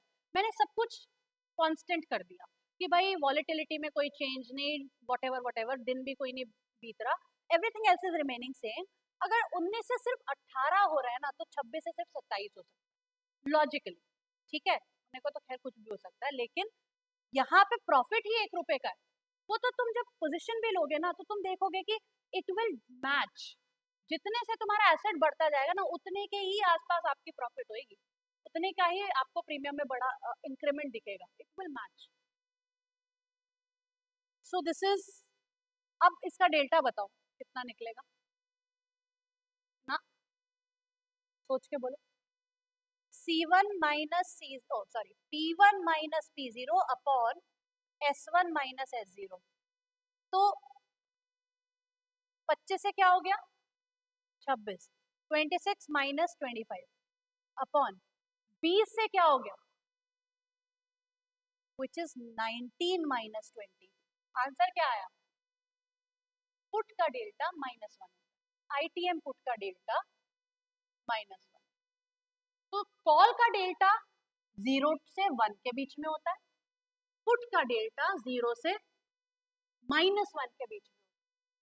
तो पुट का डेल्टा हमेशा ही नेगेटिव होता है, क्योंकि जब एसेट प्राइस बढ़ता है तो पुट प्रीमियम घटता है, जब एसेट प्राइस गिरता है तो पुट प्रीमियम बढ़ता है।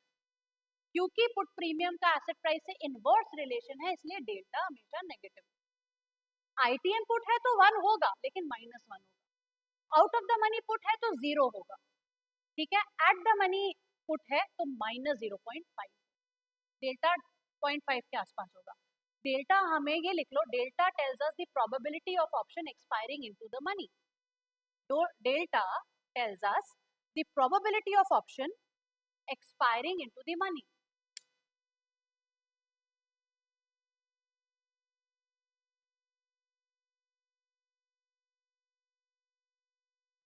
इन द मनी, मतलब अगर डेल्टा 1 है, it means that there is 100% chance that option is going to expire into the money. Delta 0 है, डेल्टा 0 कब होता है? जब option out of the money होता है। There is 0% chance of option expiring into the money. क्यों? Delta tells us the probability of option expiring in the money. Close your